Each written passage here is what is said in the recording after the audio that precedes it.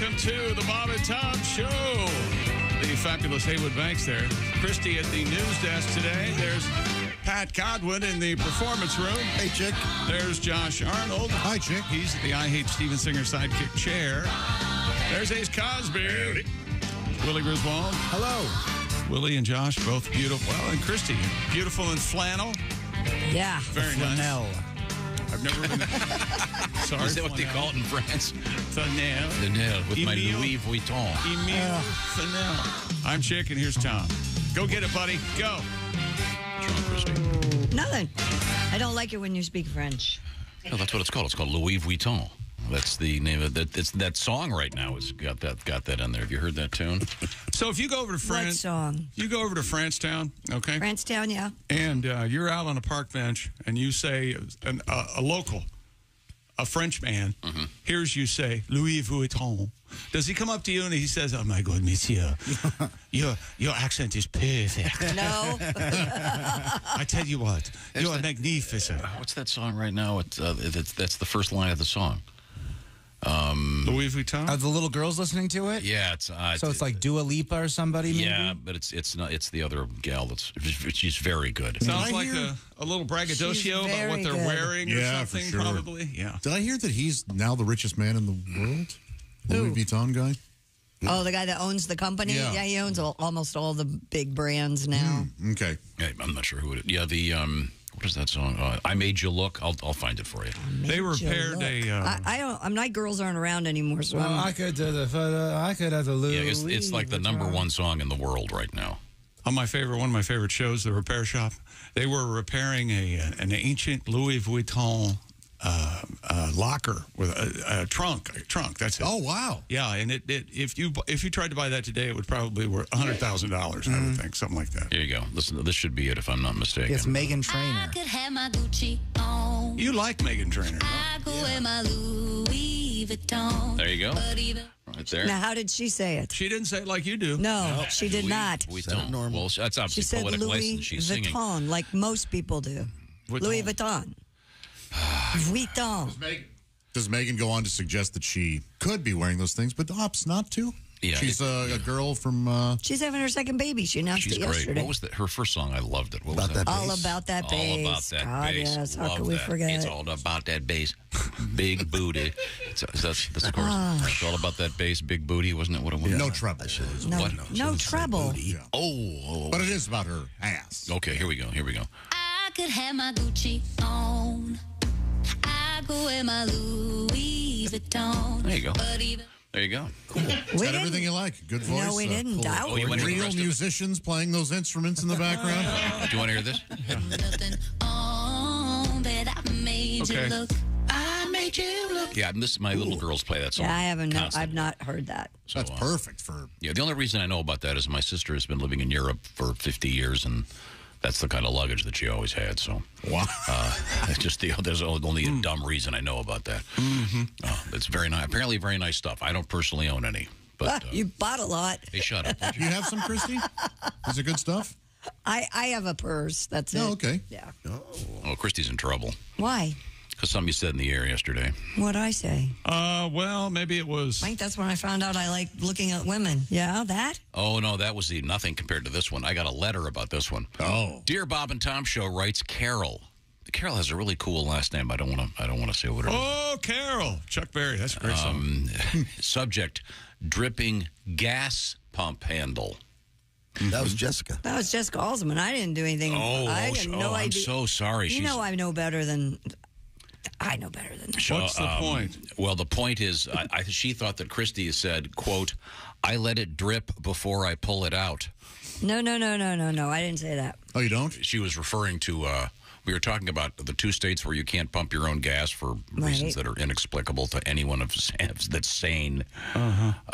Oregon and New Jersey, apparently, still illegal to pump your own gas. Carol's star for double entendre, I think, is what Carol's problem is. I think but once again, so Alsey said, I let it drip before I pull it out. If you weren't aware of the context of that, it could be misinterpreted. You know Well, what? of course. And if what's her name? Carol? Carol. If Carol's going to bring that kind of attitude to the show, I don't think we need her as a listener anymore. I don't care for people who have a double entendre. We got to do more listener audits. Yes, I like Carol. Carol, do, We got to take a look at who. Not only how many people Can were I show you a listening, picture of but Carol? I think Carol quality of caught these something people. that we missed. Can I show you a picture of Carol? You might change your mind. All right. What? No? she sent a picture of herself. No, it's incredibly hot. Very nice. Let's just move All on. right. Congratulations, Carol. I'm going to hit you hard this Hot morning stuff, Carol. with the one and only Chuck Berry.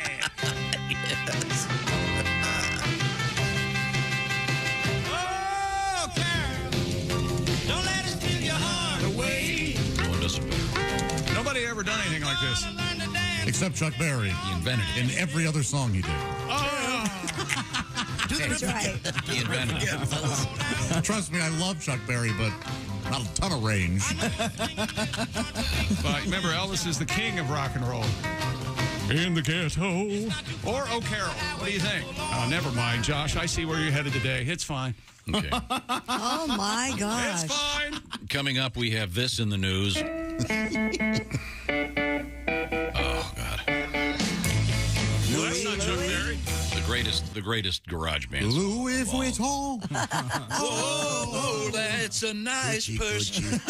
Christie's got one. We speak in French now. I'll have to have Megan Trainor record that.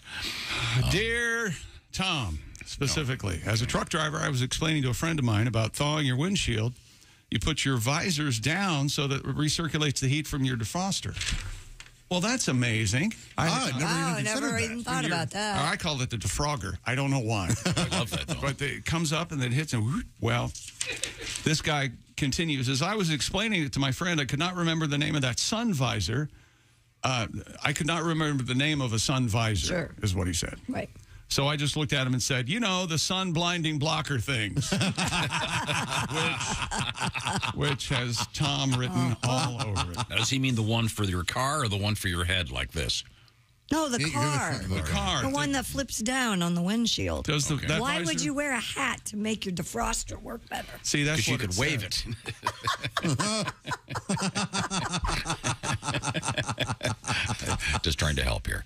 Well, we certainly appreciate all of our truck drivers out there. And, hey, by the especially way- in the bad weather like this, doing their Check thing. local listening. Well, it's bad Big weather. swath of the country is getting- Yeah. Almost everywhere in the country is getting. I'm just saying. You know what? Listening in Hawaii, it's 78 and sunny. Oh, my God. What do you think of that? You know, there's a volcano erupting, isn't there? That's so cool. Well, then it's about to get a lot hotter, isn't it? Yeah. Yeah. To try putting your visor down to stop that. Yeah. Well, he's been Pompeyed. I like the use of that term, to be As a verb. Pompeyed. Wow. And The hey, guy by the that way, owns Louis Vuitton is worth $213 billion and growing. Okay. Maybe they ought to cut the prices of those things then. Jesus. Yeah, I think very when Elon interesting. Musk made a particular business decision, this guy may have leapfrogged him in terms of Yeah. purchase. Gosh. Elon is an unusual name, and we have an interesting news story today about names. Yeah, we do. Names that have fallen into disfavor Oh, in the last year. I noticed, by the way, Karen isn't on the list at all anymore. That's dropped Oh, Karen, of course. because of. I still don't understand the origin of that, but Oh, I saw one last night. You saw A Karen. in the wild? Yes. see, it's become something. you're using. And it took everything I had not to go over and say something to her. But Hit her in the face with your So Louis Vuitton bag. I you- don't. yeah, I it took carry it everything to you me. had to not be another Karen? Yes, it did. is it possible to have Karen and Karen? Oh, I like that show. Oh, Karen on Karen crime is kind of getting out of control. It's a real epidemic. I think it's kind of hot, too. Yeah, grease them okay. up, naked. We'll watch. Tonight on Greased Up okay. Karens. Greased up, naked Karens hitting each other with Louis Vuitton bags. I did not. You know, they may as well. They're essentially doing that on a lot of reality shows. Yeah, they referred to television as a great wasteland, what, 50, 60, 70 years ago? What's the way they could see it now? Yes, yeah.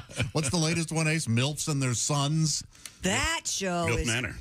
that is really causing some problems. Manor.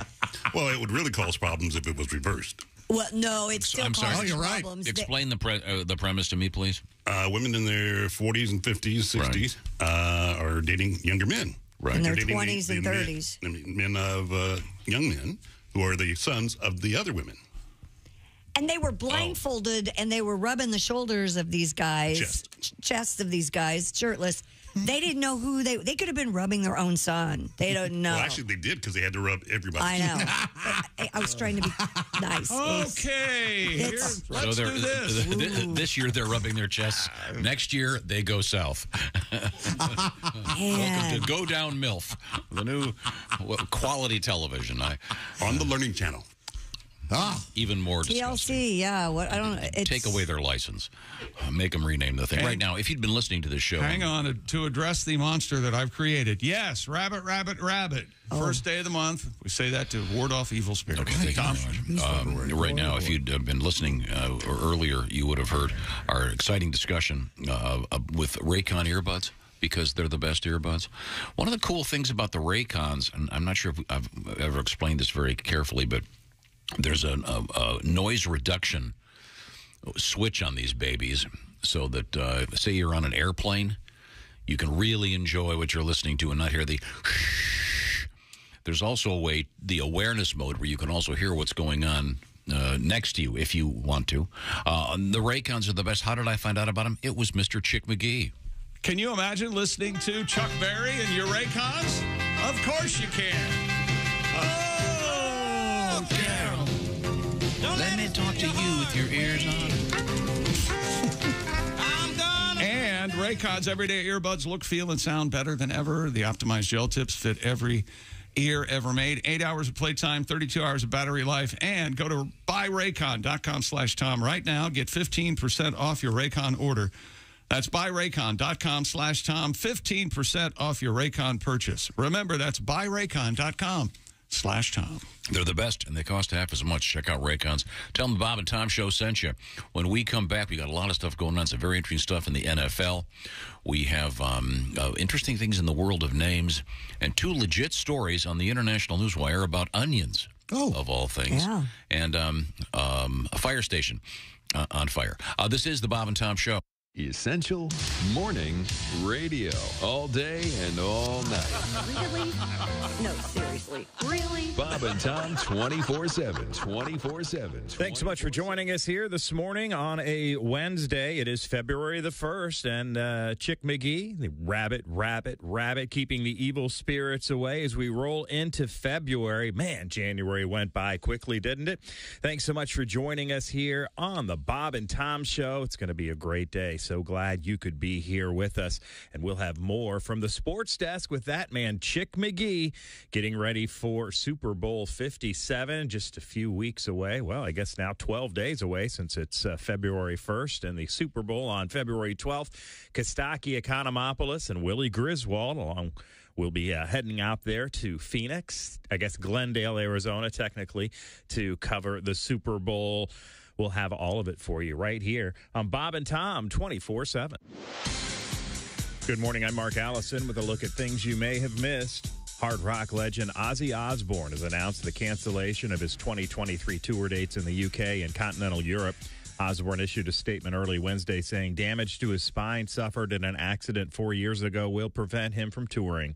Osbourne says he is not physically capable of the rigors of touring at this time following 3 operations and other various health treatments. Ozzy Osbourne says his team is considering opportunities for him to perform without extensive travel. Researchers say that the population of western monarch butterflies wintering along the California coast has rebounded for a second year in a row. The orange and black insects saw a precipitous drop in 2020 that put them closer to extinction. Scientists said Tuesday volunteers tallied more than 330,000 butterflies in California and Arizona, a promising rebound after the annual winter count in 2020 recorded fewer than 2,000 butterflies. Researchers say the monarchs are at a critically low level in western states because of the destruction of their milkweed habitat due to housing expansion, pesticides, and herbicides. They say they don't know what is helping the insects multiply, but it is good news. And that's a look at things you may have missed. More of the Bob and Tom Show coming up. Things you hear on the Bob and Tom Show. So, Nick, let's start with the basics. Are you a married guy? No, I just got divorced. Sorry to hear about that. It's okay. Lots of people get divorced. Einstein got divorced. He did? Yeah, did you know that? Albert Einstein, arguably the most intelligent man who ever lived, got divorced. They should tell you that before you get married. It shouldn't be, do you love her? Do you want to spend the rest of your life with her? It should be, do you think you're smarter than Einstein? Oh, so you're dating then? I guess. You know what I don't want to do? I don't want to say I love you anymore. I hate that first I love you. That's the worst. First time you ever tell a woman you love her. If they like you, they want to hear it. And when they hear it that first time, something comes over them. You know, their eyes get all wide and get that diabolical grin on their face. You can almost feel them saying, excellent.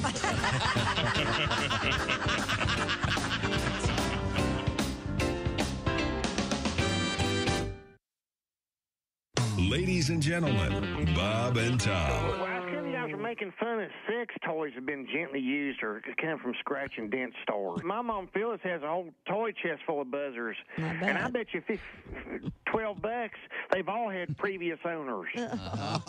Fact remains, something like a double donger has to be broke in. It's no different than a slow pitch softball bat. It don't even develop a sweet spot until about a year or two out of the box. Swear to God. Bob and Tom in the morning and highlights all day long. The Bob and Tom Show, weekday mornings at 6 a.m. Eastern on Bob and Tom 24/7. Hey, it's Roy Wood Jr. You're listening to Bob and Tom 24/7. With us in the studio, comedian Doug Stanhope. I wanted to talk about something fairly mundane, actually, with Doug. You hate baseball. Am I correct? Baseball players always, they look like cops so much. They're so... No, they're so joyless. Are you out of your mind? But no, you watch any other sport and they're happy and they're pumping up the crowd, they're high-fiving. And baseball guys, they just look so joyless and smug, and they just sit there in the dugout and they look like cops. You know how someone gets pulled over, they have no registration, and you need 9 officers, and they all stand around with their arms crossed and self-important looking. No joy in their face. So what do you do during? Because I can tell you love. I mean, football I'll so bet much. on baseball because I think that's the only reason people watch it is because it's the only thing on in the summer. I hate the Yankees. That's the only reason I watch baseball is to hope the Yankees lose, and I guess that's probably a miserable. Just because they buy their team and their fans are so obnoxious. Like if you're gonna just be cheering in the stands, pick an underdog and have some character. If you have money on the game, it's different. That's like having stock in a company. Yeah. But if you're just gonna be a loudmouth, beer-fueled ass bag in the stands, pick the underdog. Rooting for the Yankees is like going to a casino and cheering for the house. You're already supposed to win. You're standing behind the blackjack table going, oh, dealer busted your ass, bitch. Huh? That's my dealer. I got my dealer jersey on. Bob and Tom, 24/7. Oh, yeah. Yeah. You just ruined it. This is Bob and Tom 24/7. 24/7. 24/7. 24/7. Hey, welcome back to the Bob and Tom Show. There's Christy Lee at the news desk. Hello. There's Pat Godwin in the performance room. Hey, chick. There's Josh Arnold. Hello. He's at the I Hate Steven Singer. That's why they say it down there, Steven Singer. Oh, yeah, he's got the Prada jewels. Oh, they're gorgeous. He's got the periwinkle. I buy him, just bury him in the Well, he's got backyard. a pretty necklace, too. There's one on my desk. I should go get it. I think he's our guest this week, right? At some point? Yeah, I think so. There's Ace Cosby. Howdy. There's Willie Griswold. Hey, man. I'm Chick McGee, and here's Tom. Thank you very much, Chick. Now, I hope you were listening yesterday. We had a special edition of Sexy Time with Allie Breen, and it was a very good one. I think we did a lot of good work there. Last week, we had some real sick stuff, but... Oh, yeah, we did. Swirlies and everything. It's not Judge.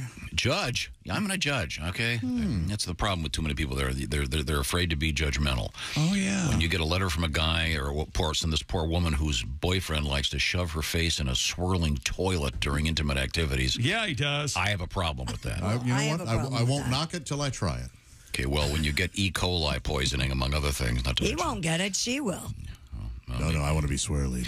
Okay, you want to be swirly. The more I think about it, the more I... Not to mention that like kind of demeaning, never mind. We have Demean me, baby. Some sports to get to. Demean me more. Do we have a world record today? I do not think so. I'm not sure we do. I'll dig one up. We don't have to. We can go a day. Yeah, we can take a break. What? It's not mandatory.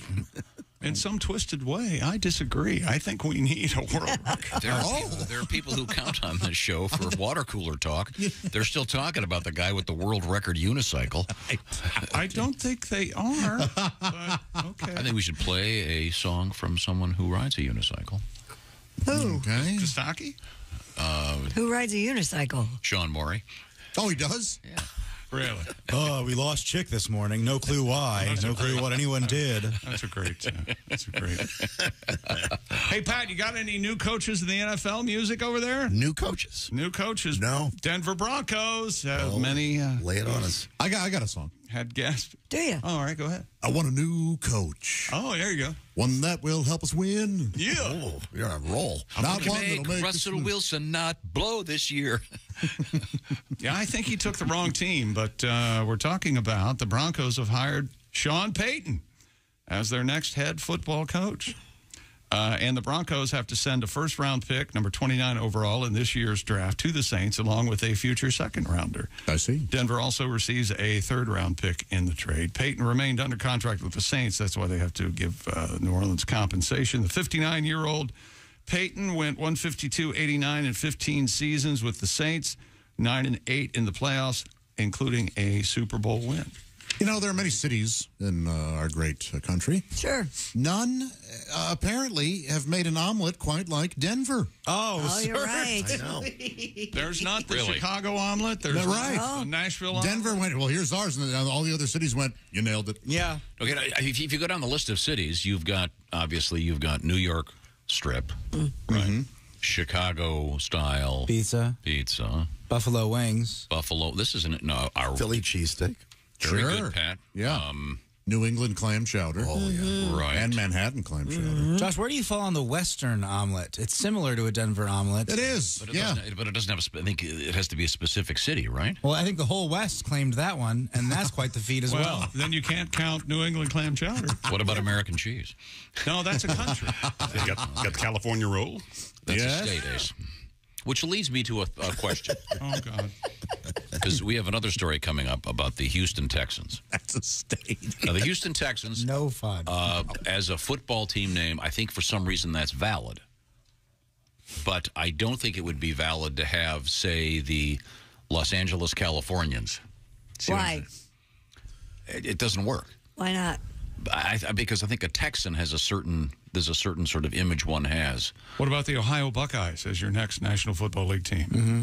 Indiana Hoosiers. I think Ohio Buckeyes would work. But you couldn't have, say, the Indiana Hoosiers. No, the Indianapolis Indianans, which you can have see the Houston Texans, because if you're from Houston, you're a Texan. But if you're from Indiana, you're a Hoosier. Yeah, but it's not the same. Well, no, it is the same. It is the same. No. Where do you stand? Yes, they're all half-baked premises. I didn't say there was a premise. I'm trying to tag your brilliant point about Denver being the only place with an omelet, which I believe is how this started. So don't blame me for a weak premise. We're diving off your diving board, my friend. It's a premise that needed no tagging. Okay, you've got the Denver omelet. Green pepper, ham, Swiss cheese. I got one. Boston cream pie. Yes, he does have one. Cleveland steamer. How did I know Cleveland would get that one? I mean, we could go. I'm fascinated by this topic. It is cool, isn't it? It's fun. Real good. I mean, is there a Miami something? Cocaine. Like a Miami 8-ball. You don't have to eat anything after that. I think that Miami used to have an ABA team or something. Some sports team was the Miami Floridians, and I forget who. Really? And let's not forget Denny's wonderful entree, Moons Over Miami. I love Miami, which is very close to Miami. I was just talking about that. I love the Moons Over Miami. I love it like that. Miami, Tom. I got it. That sounds like Meghan Trainor's next big hit. Miami. I like Meghan Trainor. I like her. We know you do. Just a part of my family. Miami. It's all about that bass, All about big that booty. family. Miami. Okay, coming up, by the way, we have something interesting for Josh. It's used panties in the news. All right. Which is something you've been advocating for quite some time. Marketing, all women should be selling them. Marketing used panties. There's been a glitch in your idea. Oh, really? Okay. We'll get to that coming up. Anyone listening, please, if you can reach us, Bob and Tom at bobandtom.com. We'd like to know if other cities have something When you say Denver blank omelet. Yeah, we're definitely missing some. Idaho potatoes? But that's not a city, right? Okay, well, I suppose you could do states versus cities. I mean, except for California roll. Thank you, Ace. Are we gonna Alaska. California roll? I blame you for this, Josh. Now we got Ace repeating the California roll. You just said states. You got your Idaho potato, your California roll. Okay. Your baked Alaska. Oh, very good, Christy. You know, there is a person that can stop this, okay? Your Hawaiian bread. And that's you. Oh, that's good stuff. Oh, my Hawaiian God, now bread. you're doing it. Okay, Hawaiian bread? Yes.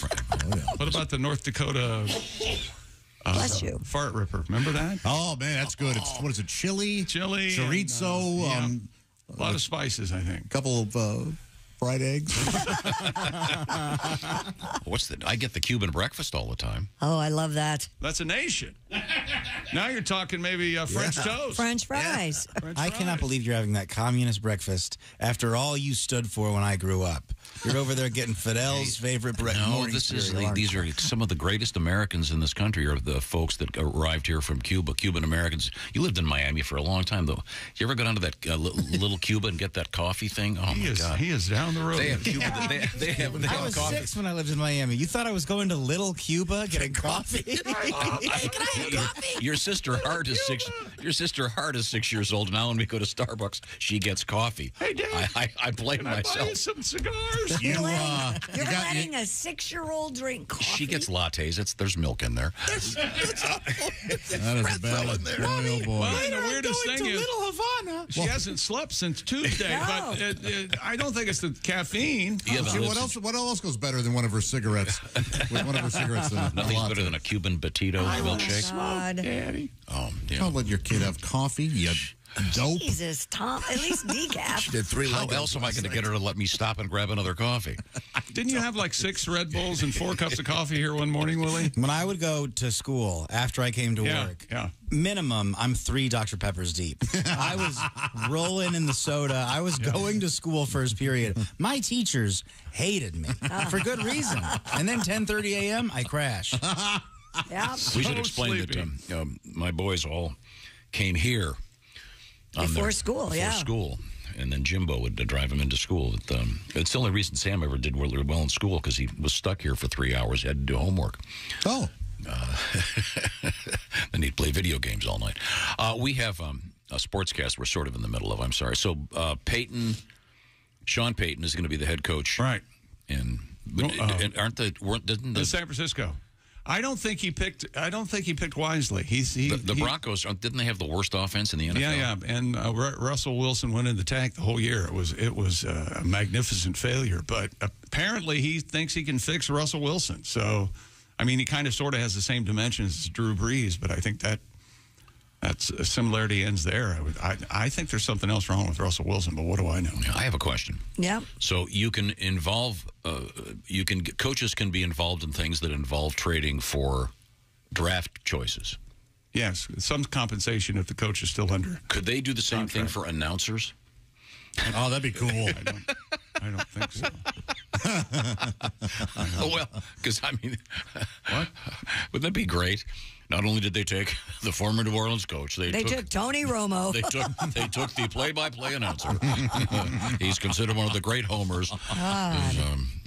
Okay.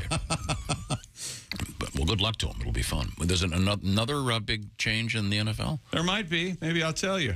Now. You know, once upon a time when the world was young, the Houston Texans had a crazy linebacker who still leads the franchise in tackles. And yes, that's right. It's D'Amico Ryans, and now he's the Texans head coach. And he has an inexplicably pluralized last name. San Francisco 49ers defensive coordinator, Ryans. Now he's head coach of the Texans. D'Amico Ryans. And no apostrophe on Ryans either. It's just Ryans. No, there wouldn't. There were a lot of great Ryans, so. Your favorite Ryans? Go ahead. I don't know. I'm just saying that's why he has an S at the end of his name. His family was so great. Are you saying it should be D'Amico Ryan? Well, it's unusual. It's sort of unnecessarily pluralized. Yeah, now when we go possessive, we have to say things like, when we have to refer to his players as Ryans as players. Yeah. You know, technically, when you have a word like Elvis, when You you just put the possessive should apostrophe. be Elvis apostrophe S. It's a stylistic choice. Is that? Yeah, I don't think that's a rule. No, it's not a hard and fast rule. It's certainly. But and you don't add an S either. You just put the apostrophe. Apostrophe. Right? It just looks weird. In any event, I'm sorry, Mr. Ryans is doing what now? He's head coach of the Texans right now. Actually, J.J. Watt put this up on his Instagram a couple days ago. It was a picture of him and his Texans uniform. Tom, I almost said outfit because of you. Now that should be J.J. Watts, shouldn't it? J.J. Watts. Yeah. He put a picture of him and D'Amico Ryans chasing after a play during a game, and the Texans fans went crazy, or the Texans' fans went crazy, and now it's become a reality. Ryans replaces Lovie Smith and was fired after just one season. The team went 1-13-1. That's not very good. Is that right? They need another number. But do you agree with me that Houston Texans works? 3-13. Whereas like Baltimore Maryland's wouldn't. Yeah. Well, yeah, sure. Either way, it's important to remember You that hear somebody way off in the distance laugh. It was a pitiful laugh for us. But they're all better than the Commanders. That's a strong name. What are you talking about? It invokes leadership and Commanders. Christy, you can't show me things like that. If well, we were saying we didn't have any world records, so I went to the Guinness World Record site on Twitter, and I found they have this posted: bum hooping. Chick, you've got to see it. That ass is the only thing That's spinning the her hula hoop. It's going around her butt. That's fantastic. Oh, wait a minute. Oh, it's a real skill. That is a skill. You have to explain around her butt. In other words, she's shoving her butt out. Yes. Motioning up and down with her derriere, and the thing is spinning perpendicular to the ground. It's not around her waist at all. It's not. It's spinning vertically. Right. That's a trick. That is. I know none of us could do that. Maybe Ace. Ace is all about that bass. Ace has the most. She's cute. It's too. true. I mean, Ace, your posterior is significantly more jutting, if you will. I have an ample derriere. Yeah. And Josh Chick and I have 0. Yeah. Willie, you got a butt up or any kind of? I got a little bit of a dumper. Okay. All right. I got some Christy, going on back there. No, I don't have much of a. You couldn't do that. Okay. No. All right. Her ass isn't gigantic. No, it's cute. It's just she's just able to do it. It's just she's got like this little hip going, this little hip action. We'll have to find out what that's all about. Maybe I'd try it. I don't think I could do that though. Okay. I'm sorry. Did we interrupt your sportscast? And most sportscasters worth their salt realize that you don't. If your favorite player gets traded from your team to another team, you don't wear a halved jersey. The Frankenstein jerseys. Yeah, you know what I mean? Like, yeah.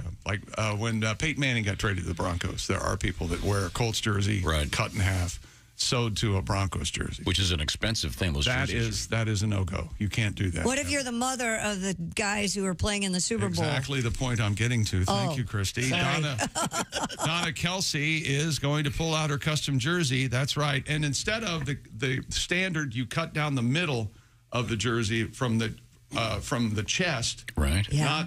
But she cuts it in half, the dorsal view, if you will. So there's a cut up both sides. She wears the back of one. Okay. Oh, I see what you're saying. And the front that's of the other cool. Kelsey. That is cool. That's funny. Yeah. It's an original thing. I guess. I'm not a fan of it, but. Well, what if you had kids in the Super Bowl? What would you do? You pick one. You know, there's Super Bowl. Yeah, who buys this stuff? And you don't think she has a favorite? I'm the one who's saying that. Oh, I'm sure she has a favorite. That damn Travis is a pain in the ass. No, but they have individual Super Bowl merchandise that says Super Bowl 57 on it, like a jersey for Super Bowl 57. You wear that. And a jacket. Oh, I see what you're saying. That's a cool move. Yeah. Why not a white uniform? Jersey, I should say, with just Kelsey on the back. You know what? Yeah, and I'm going to agree with you because if I don't, it opens up a mess of broadcasting. So I'm going to say, you're right, Ace. That's exactly right. The California roll. But what Donna Kelsey does, the mom of Travis and Jason, is she wears one Chiefs jersey and one Eagles jersey. That's exactly. It's a great story. Sews them together. So there you go. It's a cool story. Now, if you're getting ready for maybe a big party coming up for the big game just around the corner, how about grabbing some HelloFresh? What am I talking about? HelloFresh chef-created recipes. It's not just recipe cards, ladies and gentlemen. It's the food. HelloFresh, they get in line. They go buy all the fresh ingredients. They box them up. They measure them all out. So you just put them together. You can do great stuff for your big party coming up or just for any given night. And HelloFresh now has a whole new thing going. 40 weekly recipes to choose from, including fit and wholesome stuff, family-friendly stuff, vegan stuff, whatever you're into, your food lifestyle, they've got it. Also, you can swap the proteins or the sides and make it work just for you. Find out more by going to HelloFresh.com/BTShow65. I'm going to tell you why it's BT Show 65 in a second. Willie's got a sample from HelloFresh. Yeah, check out the Southwest Beef Cavatappi with poblano and smoky red pepper crema. HelloFresh sends you 11 ingredients. Put those together in 6 simple steps. In just over a half hour, you have this delicious, colorful pasta dish that you made at home with help from our friends at HelloFresh. And they've got a bunch of the fast and fresh stuff, and you can do it in about 15 minutes. So you save a ton of time, of course, because you're not going to the grocery store. It's great. Things like the Southwest Pork and Bean Burritos from HelloFresh. Sign up today. The 65 I mentioned before in that code BTShow65 stands for 65% off. Plus free shipping. HelloFresh wants you to give it a try. Here's your opportunity. HelloFresh.com/BTShow65. Once again, it's HelloFresh.com/BTShow65. Even the pickiest eaters will love it. The kids will clean their plates. It's also great for date night, Josh. Pass me that vinegar, sweetie. Oh, look, we're having fun. I don't share. Oh, okay, sorry. Coming up, we have the fire stations on fire. We have the return of the dodo bird. Have you heard about this? No. We should not be doing this. Can't be this can't be natural. Oh, not. This is great. This isn't the nope. The cartoon dodo bird. No, this is the extinct dodo bird. Do you remember what sound the dodo bird makes in the cartoons? No.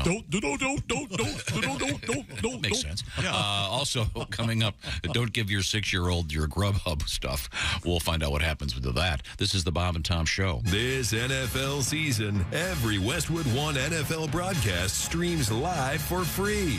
Listen in the NFL app, on WestwoodOneSports.com, via Westwood One station streams, or by asking Alexa to open Westwood One Sports. If it's the NFL, it's on Westwood One. This is the Bob and Tom Show.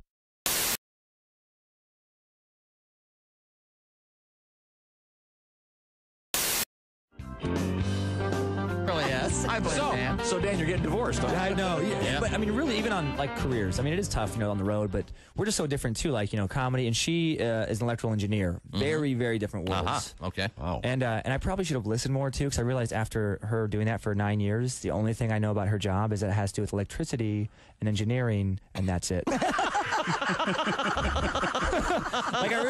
It's so boring. Like, I hate it. Like, she would try and describe it to me, and she would use these technical words that I don't understand. And then she would dumb it down with smaller technical words I also don't understand. All right. So it would just be frustrating. Like, I would feel like some dumb monster just incapable of knowledge. Just like, me no like talk now. Dan Hart hurts. Dan Hart sad.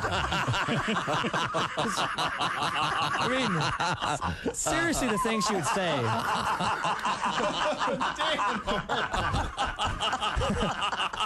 That's very good. But it would be like, would you guys understand this if she's trying? I'd be like, what do you do? She's like, are you asking us if we understand divorce? No, the job. Okay. The job. Oh, the job. Okay. Like, okay, because this is the kind of thing she would say. I'm like, no, seriously though, what do you do? Right. She's like, well, right now I design schematics to handle the downtown power grid voltage distribution. What? Yeah. And I'd be like, what's the schematic do? She's like, well, schematic doesn't do anything. It just shows where the load's being carried. And I'd have to go 8th grade to make myself feel better. I'm like, I'll show you where the load's going to get carried. Dan happy now.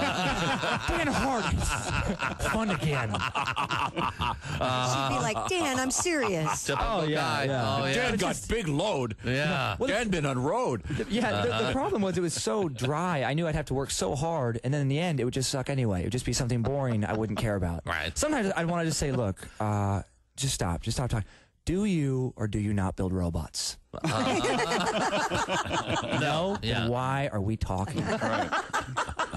She could build a robot. Yeah, I guess she Electrical could. engineer, sure. Yeah. I know. Why can't you do that? She probably will. Still. Yep. Yes, one that Replace me. listens. Yeah. Someone she can get along with. Yeah. Who doesn't like meat? Hello. Yes, that could very well happen. That'd be kind of a dillbot. Okay. I think that's So the it likes first time pickles. All right. Okay. Insulted someone's ex-wife on the air. No. A dillbot makes perfect sense. If she's an electrical engineer, she can, make her. Yeah, make whatever she Who wants. knows? I'm sure she's a lovely person. I just picture my son saying, "My new daddy's a dillbot." I'm not sure that.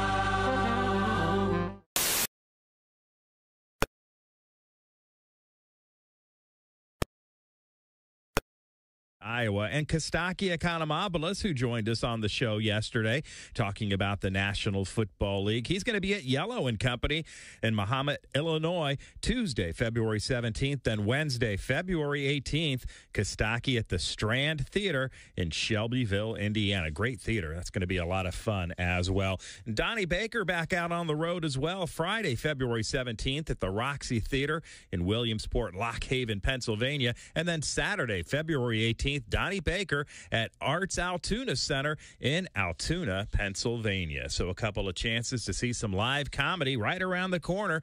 You're listening to Bob and Tom 24/7. Hi, everybody. Christy Lee with your Bob and Tom news update.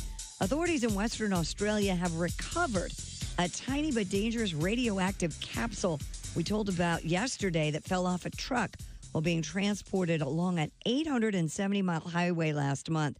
The capsule, the size of a pea, was found south of Newman on the Great Northern Highway.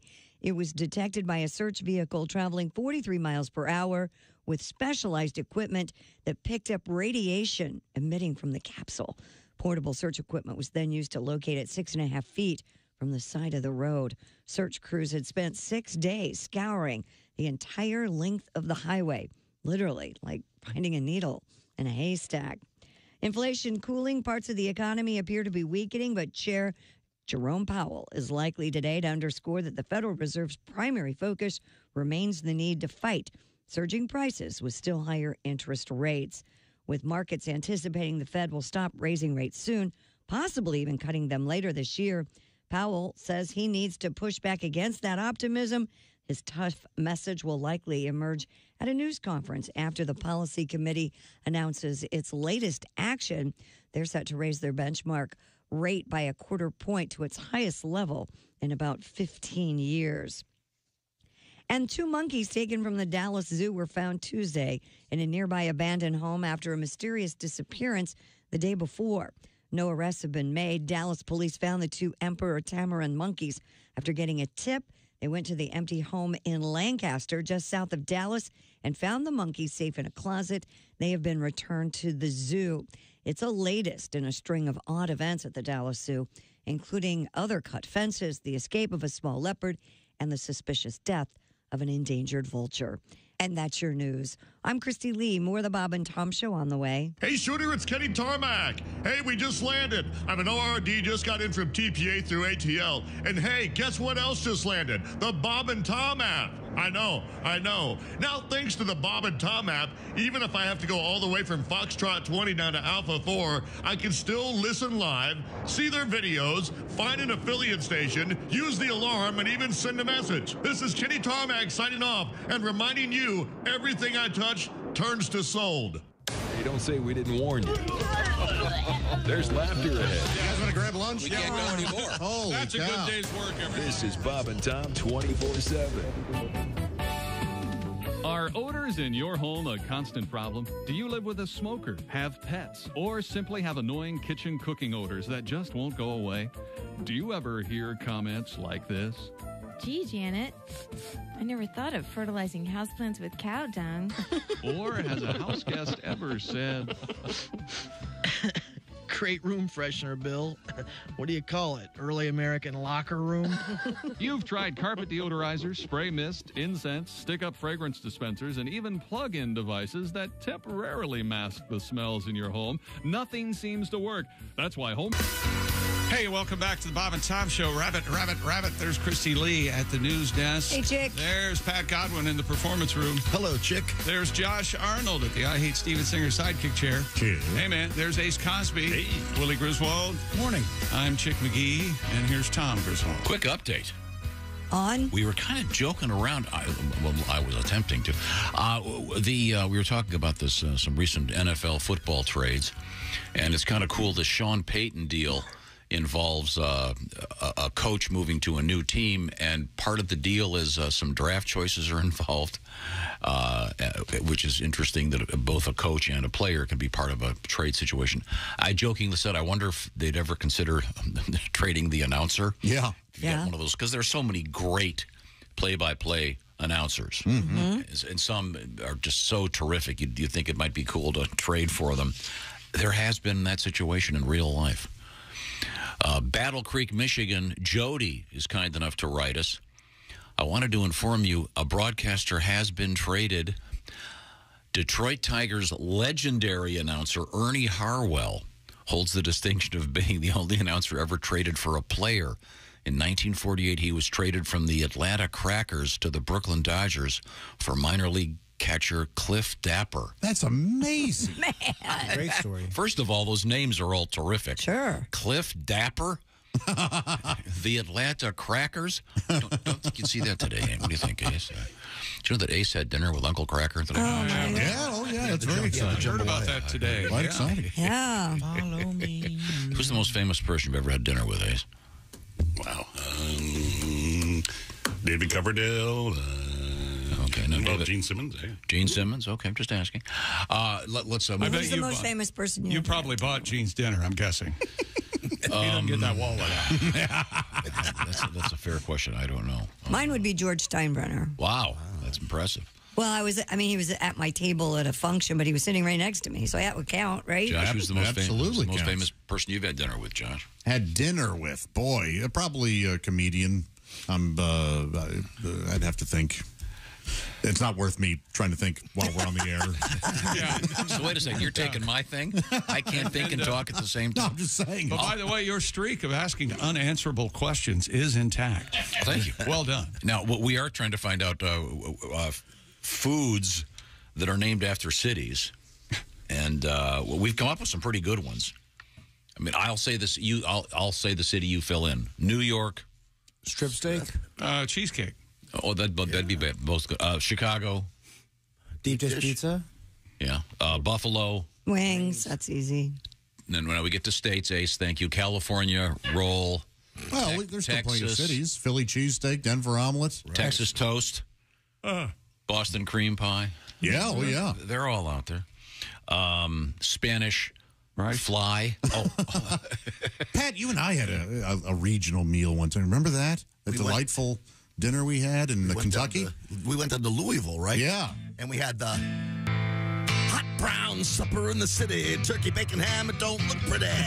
Lots of gravy, not a little bitty. It's a favorite of the Louisville city. Gravy all around, slices of bread. Large piece of turkey, bigger than your head.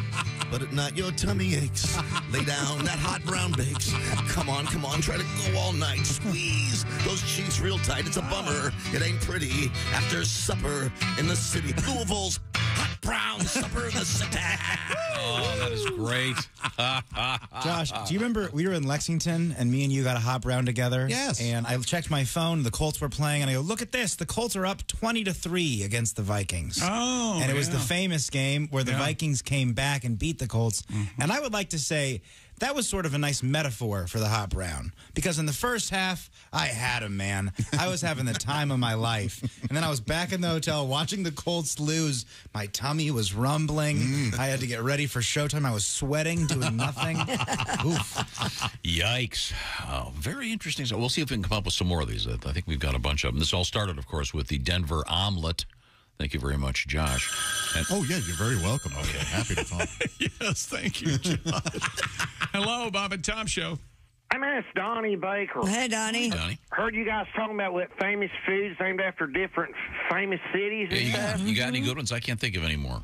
I got the opposite, Tom. You know, during all my travels, I've been keeping a list of foods in cities that should never made again. Oh, okay. Because some of these are famous for all wrong reasons. Here we go. Fort Wayne fish sticks. Oh, yeah. I swear to God. I mean, who hears Fort Wayne's and thinks fresh seafood anyways? Yeah, good point. Or unless you're talking catfish nuggets. you know? Yeah. During bow season. Bo was a cook at the iron skillet there for years, and nobody manned the fryer better than Bo. And catfish was so fresh, they made you sign a waiver, because on occasion, there's a few customers that still got horned. I swear to God. Then he got hired on as sous chef at the hen house near Champaign. Hell, they paid him time and a half, you know? Yeah. And the next thing you know, you could enjoy the taste of Fort Wayne's in 2 different states. Wow. But a few years later, he got busted riding dirty at Joe Gin Spa. Oh, no. Yeah, they found illegal catfish in the trunk and over 100 mini bottles of water on the floorboard. Next up, the Valdosta Veggie Burger. Oh, really? Yeah, Josh, because anybody's ever drove through Valdosta knows they're basically on the map because of pecan logs. And every year during spring break, me and Scotty Winkler stop in Valdosta and load up on them. But my mom, Phyllis, went against the grain, tried their veggie burger, and couldn't hold her mud past Gainesville. Oh. Swear to God. Yeah, enjoy that beachfront property. And last and top of the list, Chattanooga Chili Dog. Oh, what's that? Yeah, just shorten that to Chattanooga and save yourself a step. I swear to God. Pardon me, boys. Hey, trust me, Tom, you'll feel Ruby Falls long before you ever see it. Chattanooga. Okay. We have the beef Manhattan. We've got, how about Mississippi mud pie? Oh, sure. That's good. Yeah, okay. Well, I'm sure we're forgetting That's a something. state, isn't it? Oh, it says, so is the beef Manhattan, was that from Manhattan? Is that what that is? I just never put 2 and 2 together on that. I thought I Manhattan. don't know the history, honestly, but it's got the city name in there. Man, I love that. Then you stuff. get to hold another category. You get drinks. The Manhattan is the best. Certainly. Well, we'll give it some thought. We'll keep going here. I'm enjoying this very much. And Christy threw in. Why you sound angry? Christy threw in a nice curveball with baked Alaska. Why is that a curveball? State. Because the original thought was it was always state, country, or city followed by food, like California roll, Idaho potato, Chicago pizza, buffalo wings. Then you brilliantly threw in baked Alaska. It's like a pivot or like a head fake. Great move, Christy. Congratulations. The state is the second name, like Denzel Washington. Yeah. That is an actor, not a food. But another good category. We could do this all day. No. Also coming up, we have a great. We do have names in the news today. We have a great request from a couple of truckers running in Fresno a cement mixer and a concrete pump. Those are heavy things. By the way, fellas, give me a call. I've got some more concrete I have to get poured. There's a shortage. We got a nice little request from these guys for a classic we haven't heard in years from Tim Wilson. Certainly looking forward to that. Plus more sports with Chick McGee. This is the Bob and Tom Show. Text us at 888-262-8661. More Bob and Tom next.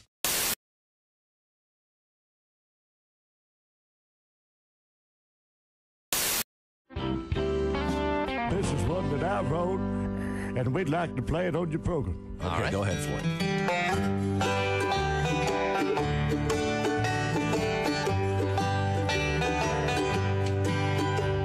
The full moonlight's enough for me to see all the woman in you.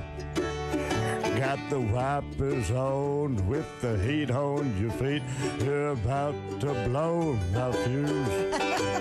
I won't put it in park until it gets dark, 'cause baby, you know the rules. I can't get off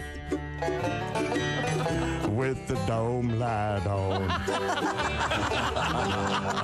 I can't get off with the dome light on.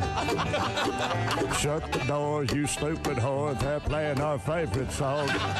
Ain't no need to fiddle if you can't find my fiddle. I can't get off with the dome light on. I can't get off with the dome light on. I'm kindly old-fashioned when it comes to certain things. Never wore a pair of short pants and always ketchup on my onion rings. Some things I can deal with, baby, I don't care if you chew.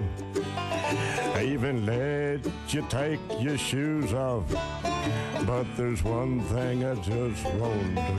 I can't get home with the dome light on. Shut the doors, you stupid whore. They're playing our favorite song. Ain't no need to fiddle if you can't find my fiddle. I can't get home with the dome light on. Can't get off with the dome light on. Yay! I don't believe when you tell me that you're saving up for beauty school. And I don't believe a word you say about meeting that motley crew. And I don't believe when you tell me that you don't believe I'm a fool. But I do believe if that light stays on, the cops will see what we do. I can't get off with the dome light on. Shut the doors, you stupid whore. They're playing that favorite song. Ain't no need to fiddle if you can't find my fiddle. I can't get home with the dome light on. Can't get off with the dome light on. One more time. Can't get off with the dome light on. One more time again. Can't get off with the dome light on.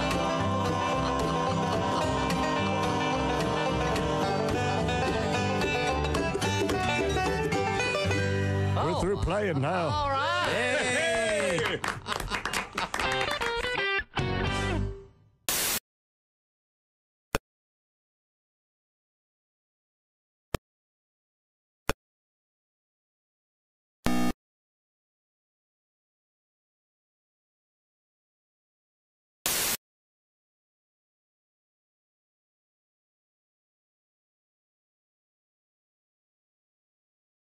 Number 23, Miami. Number 24, UConn. And in the National Hockey League, just one game in regulation. Ottawa beat Montreal 5-4, and two winners in overtime, Carolina and Washington. I'm Chick McGee, and that's your Bob and Tom Sports Update. Hi, this is Dr. Will Miller, and you're listening to Bob and Tom 24/7, which begs the question, why do you need Bob and Tom 24/7? For Batman, it was Batgirl. For Superman, it was Supergirl. And now, meet Spider-Man's female counterpart. From Bob and Tom Productions, it's the superhero women have known about for years. All right, Toots, this is a stick-up. Hand over all your money. Oh, dear. Yeah, come on, lady. Hurry it up. Somebody's going to get hoit. Help! Oh, please help. Won't somebody help me? Let that young woman go, you two ruffians. Yeah? Who's gonna make us? I am. Come on, lady. You must be in your mid-50s. Yeah, what do you have going? Some kind of superpowers? Yes, I do. Take a look at these. Oh, gross. Let's get out of here. It's Spider-Vein Woman. Oh, God, no! Spider-Man got his superpowers from being bitten by a spider. Spider-Vein Woman got her powers from working as a waitress for 17 years. Don't make Spider-Vein Woman show you her legs, because if she has to, she will. Look at this one. I think I'm gonna puke. Oh, here, hold my purse. I'll show you my hysterectomy scar. When you need help, call on the only superhero who wears long polyester pants, comfortable support hose, and sensible shoes. She's Spider-Vein Woman. Coming soon to a theater near you. You're listening to Bob and Tom 24/7.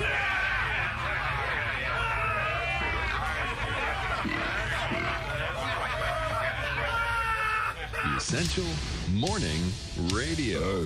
This is Bob and Tom 24/7. 24/7. 24/7. Are you a single guy? I used to be married, but I'm divorced now. Yeah, my marriage wasn't working out. I was driving down the road one day, and my wife ripped the rear view mirror out of the windshield and beat me in the head with it. What? You'd have thought nobody had ever made love to her sister.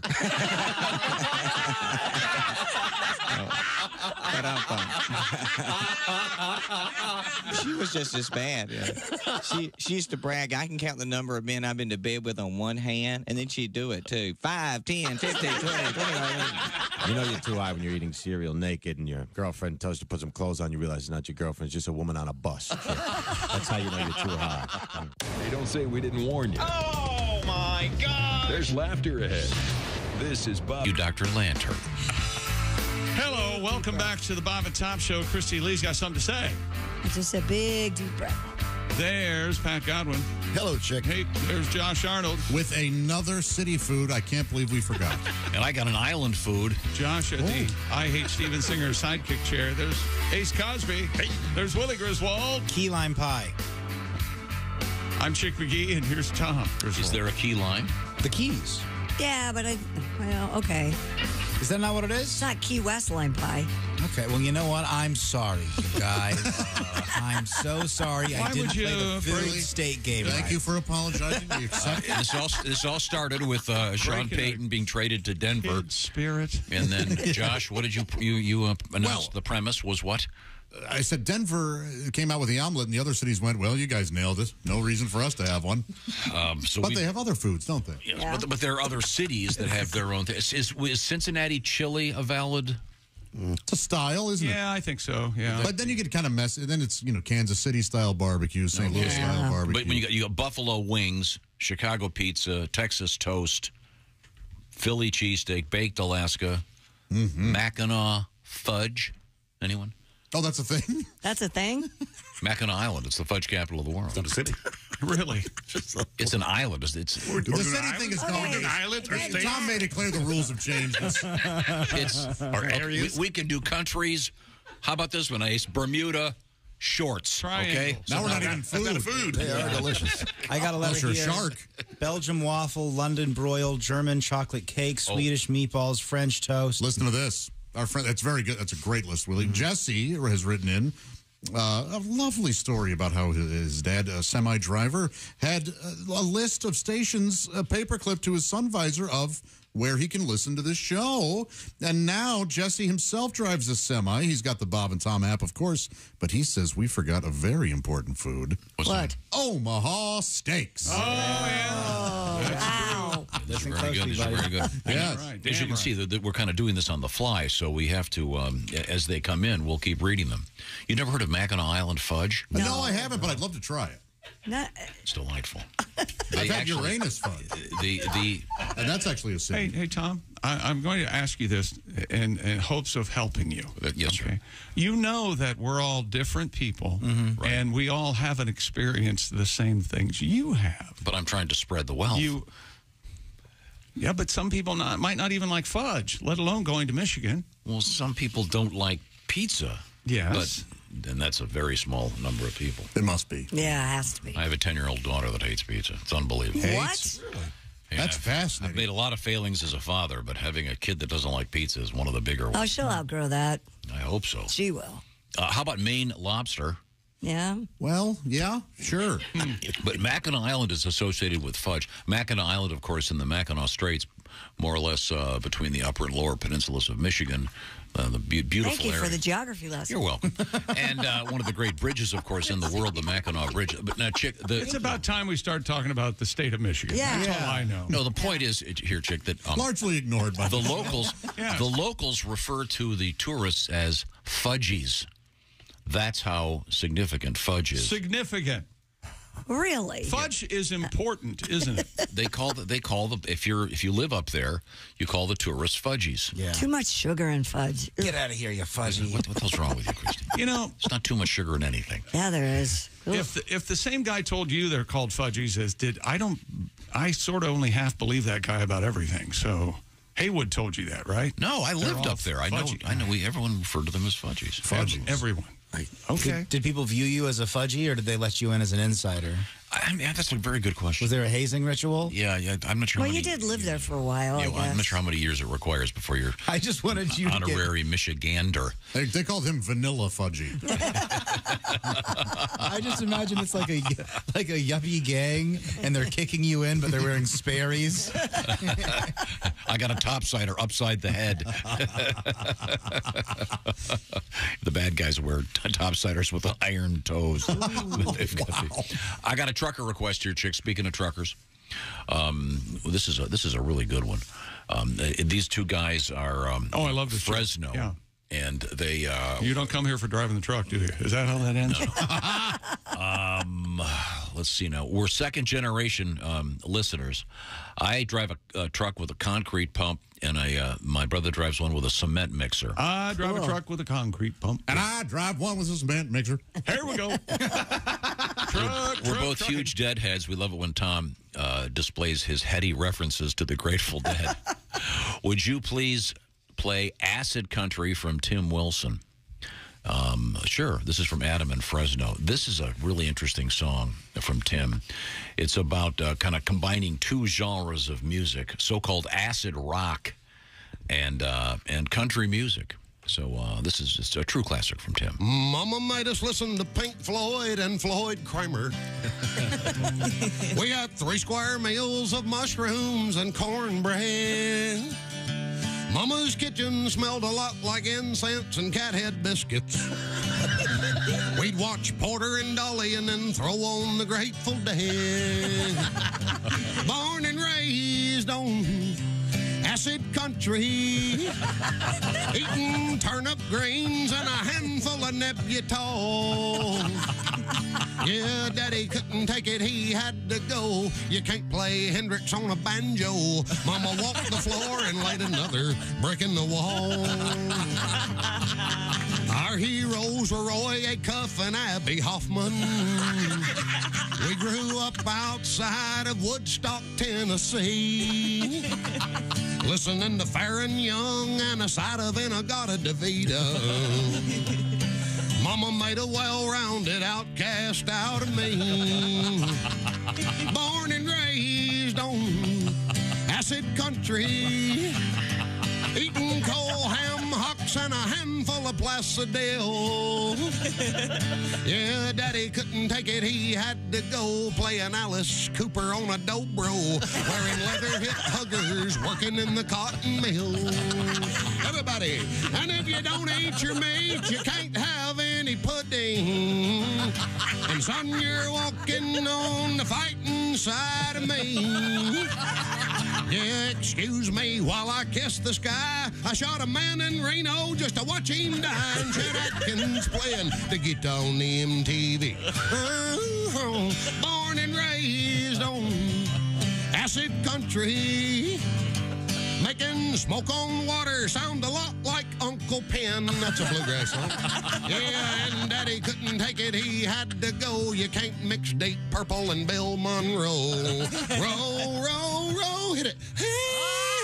And sunshine of your love while yodeling. Oh, yodel lady, lady, lady. That was one man and a guitar, and that is a perfect song. Not a word out of place, and so good. A handful of Placidils. I miss that guy. That's so funny. Hey, Tom, I got an email for you, and I don't know what this listener's thinking, but he's got something on his mind. Okay. Dear Tom, why don't you talk for a second about how easy Mackinac Island fell during the War of 1812? Yep. Yeah, that's right. That's right. Yeah, you always gloss over that, don't you? You coward. Yeah, what about that? What are you afraid of with the facts and the history there? That's right. You know why they attacked? I don't know. They wanted the fudge. That's right. Few people realize that. Read deep, my friends. Isn't that the first disagreement between Ohio and Michigan? Like something about the Toledo Strip or something that Michigan claims it and Ohio claimed it. And I think there are a couple borders that are still disputed. Yeah. In this, maybe more than a couple, the borders that are two states are claiming, and I don't know if that's one of them, but we will find out more. Once again, we're exploring things that are named after cities, and say this is Josh's premise. Well, he didn't answer, did he? No, he didn't. No, so sorry, listener. He's just not going to address. Nope, not going to say anything about it. I think the weakness of the Mackinawians. Here you go. Come on in. They're busy making fudge. They didn't expect they'd get attacked. You can't blame them making that delicious fudge. Oh, my Lord. If I got you some Mackinac Island fudge, would you eat it, Christy? I may have a bite. I'm not a fudge girl. Really? Anyone want to take that set up there? Not a fudge girl. I'm not. Will you pack it away? Something like that. Yeah. If you worked at a fudge store, would you be a fudge guy? If only there was a gentleman that existed that could come in and do many, many fudge. Okay. Give me the sports teaser, please, Chick McGee. Gronk, we're going to talk that, as far as I can tell, well, we'll talk about it when we come back. Gronk's going to kick a field goal during Super Bowl 57 for the folks at FanDuel, and maybe fans can also benefit. So we'll talk about it. Okay, cool. And Gronk was one of the announcers the other night. Yeah, he sure was. Yeah. Fun?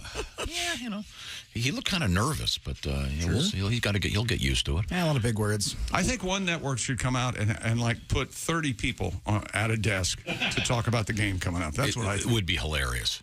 Man, oh man, what a mess. They do have that is a big dais up there.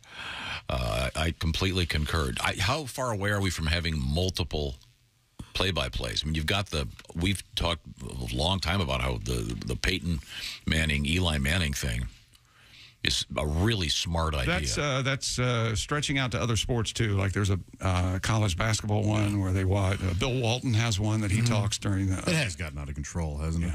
I mean, we all know that the perfect number of people speaking over each other is 7. 7. Wait a second, hang on a second. 1, 2, 3, 4, 5, 6, 7. That's right. All right. What about phone calls? 9. Okay, thank you very much. Right now, I want to talk about a number. The number is 24, as in 24 karat gold. I'm talking about those roses dipped in gold by Steven Singer at Steven Singer Jewelers. This year, the color is periwinkle. These roses last forever. They begin at just $59, exclusively available from Steven Singer Jewelers. Isn't it pretty? There you go. Right there. Josh has one. Now, how does this work? Well, you go to IHateStevenSinger.com, and you order the periwinkle, this year's rose. And it's for your sweetie. And here's the thing about Steven Singer Jewelers. You get that order in today before 2 o'clock Eastern Time, and it's out the door with Steven Singer's famous lifetime guarantee and Steven Singer's famous free shipping. And it's called Steven Singer Jewelers because they've also got a lot of jewelry. Christy was talking about that necklace. Valentine's Day is just around the corner. Show her or him how much you love him and or her.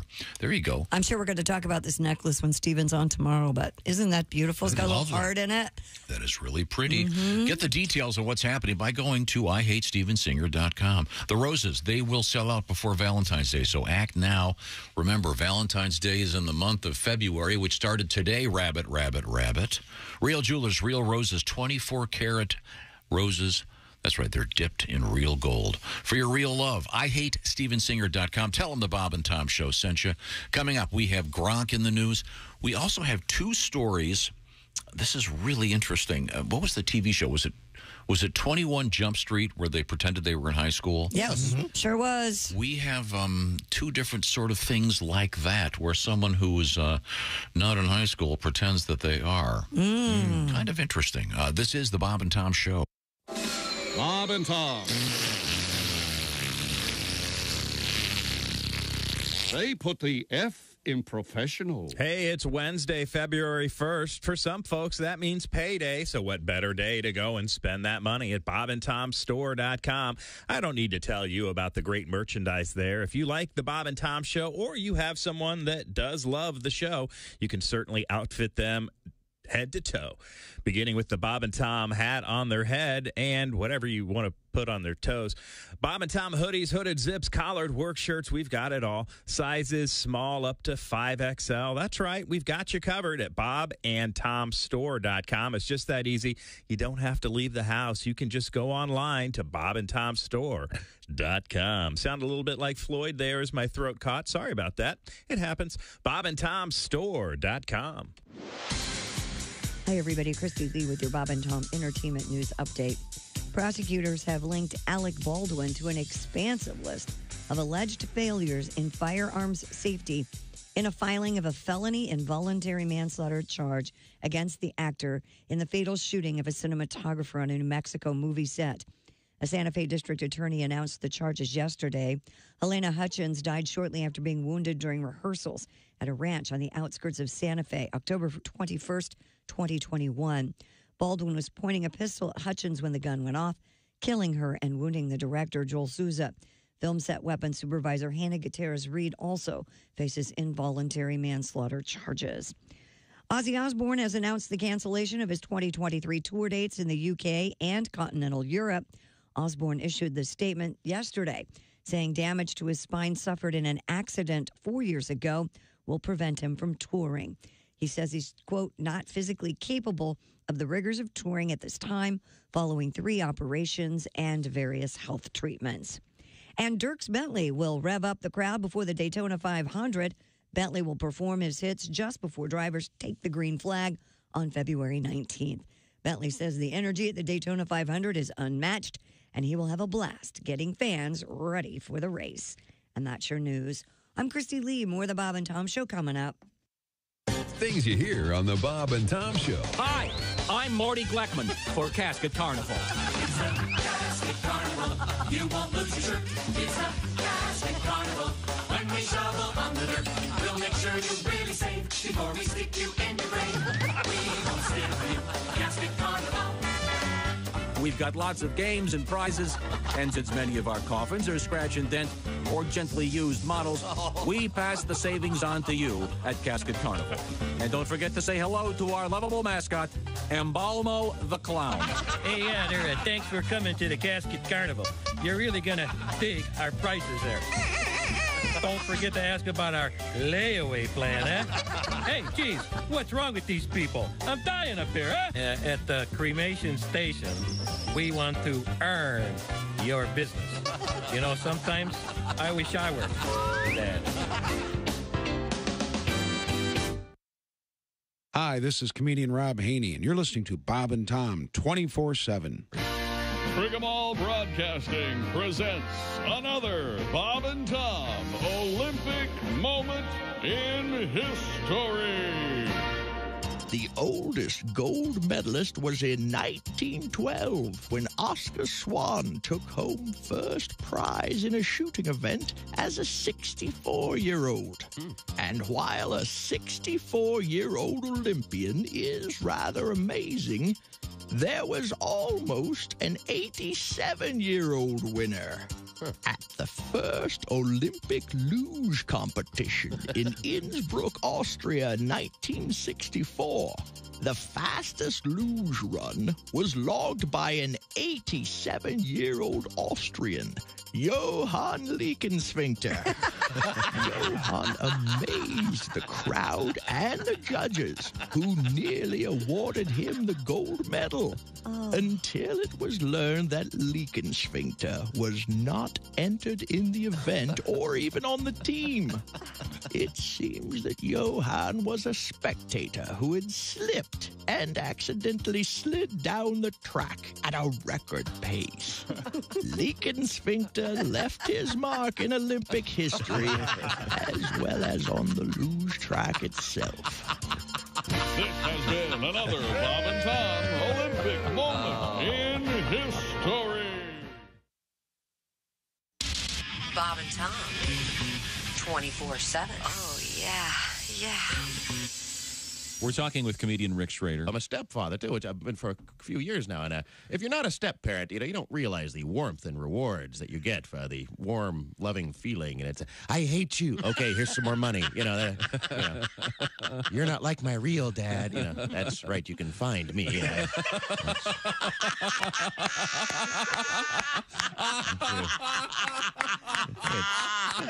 Track down your real deadbeat dad and have him pay for these Barbie accessories, And Jesus said, take this bread and eat it. It is my body. And the disciples said, Jesus, we're all on low-carb diet. We appreciate you dying for our sins, but we're all trying to slim down a little bit. We want to look good in the painting. Bob and Tom. Well-meaning, but... Yeah, they're all messed up. Hey, welcome back to the Bob and Tom Show. Christy Lee at the news desk. Hello, Chick. Hey, there's Pat Godwin in the performance room. Hey, Chick. There's Josh Arnold at the I Hate Steven Singer's sidekick chair. Chick. There's Ace Cosby. Bunny. There's Willie Griswold. Hey, man. I'm Chick McGee, and here's Tom. Okay, I'm going to throw everybody for a loop here. Please. Ready?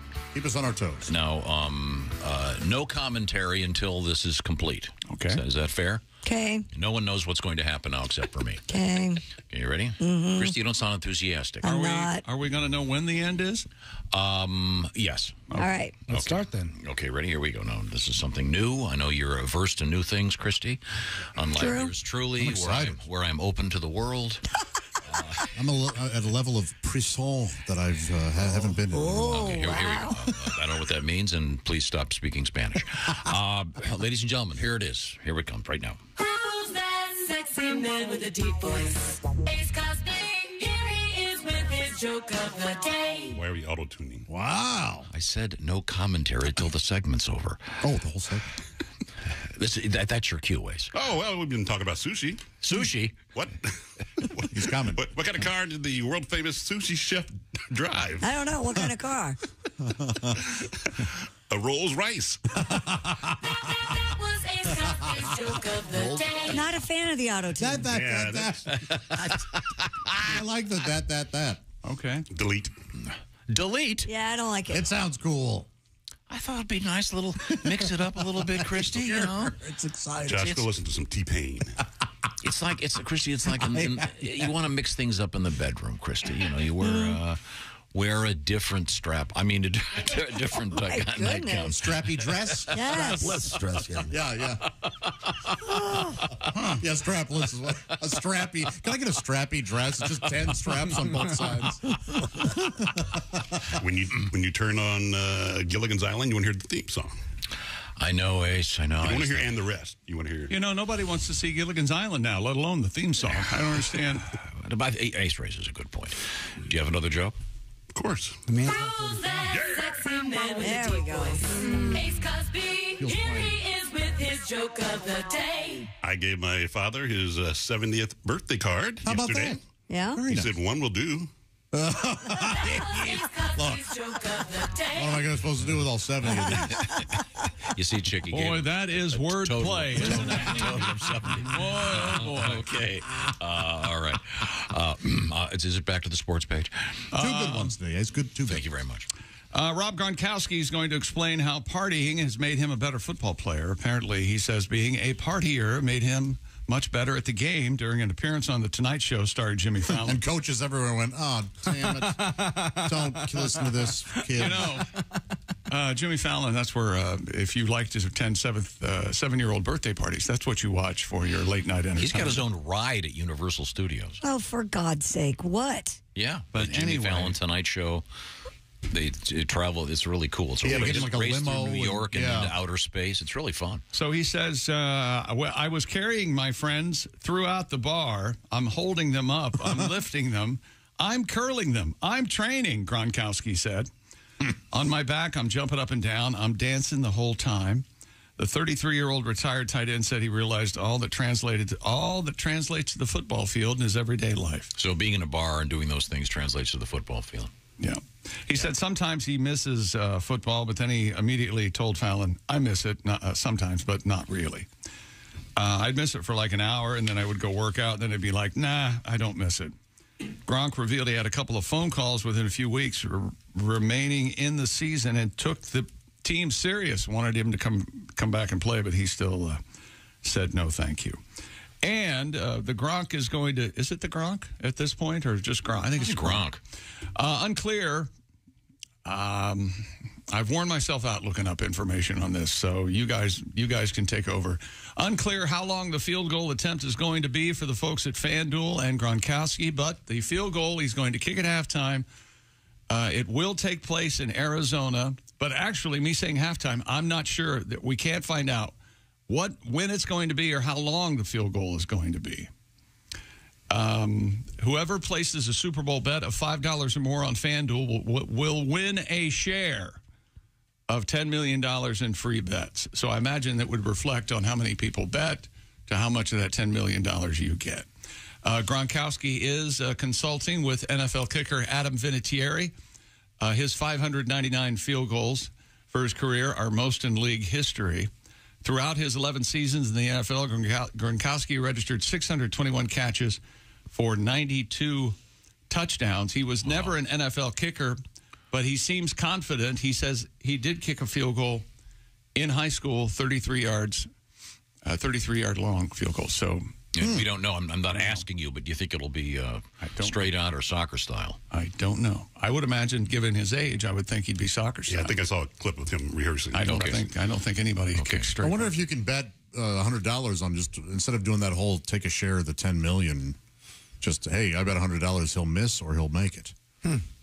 I'll have to take a look. I'm pretty sure FanDuel will take your money no matter they'll what give you'd you like to some bet. Yeah. So the larger point here is he's claiming that being in the bars helped him as a player. Uh-huh. Yeah. Lifting. Yeah. Johnny Manziel said the same thing. Yeah. I see. Okay. See, Johnny's currently. Not doing well. Yeah, it's our fault. I hope he's doing all right wherever he is. You know the what is it, Ace? The XFL or the US? What other football league? It starts XFL here. kicks off the week after the Super Bowl. Yeah, there you go. Is Johnny Manziel doing that now? I don't think so. They already showing commercials and stuff for that? Yeah. They were showing I'm getting emails about it. Commercials during the games for one of them. Didn't Johnny Manziel get unceremoniously kicked out of the Canadian Football League? Wasn't there some? Yeah. And he was also in the fan-controlled league or whatever that was. Oh, that's right. Yeah. Where the He had fans plenty called of the chances. plays. Mm-hmm. Well, no thanks.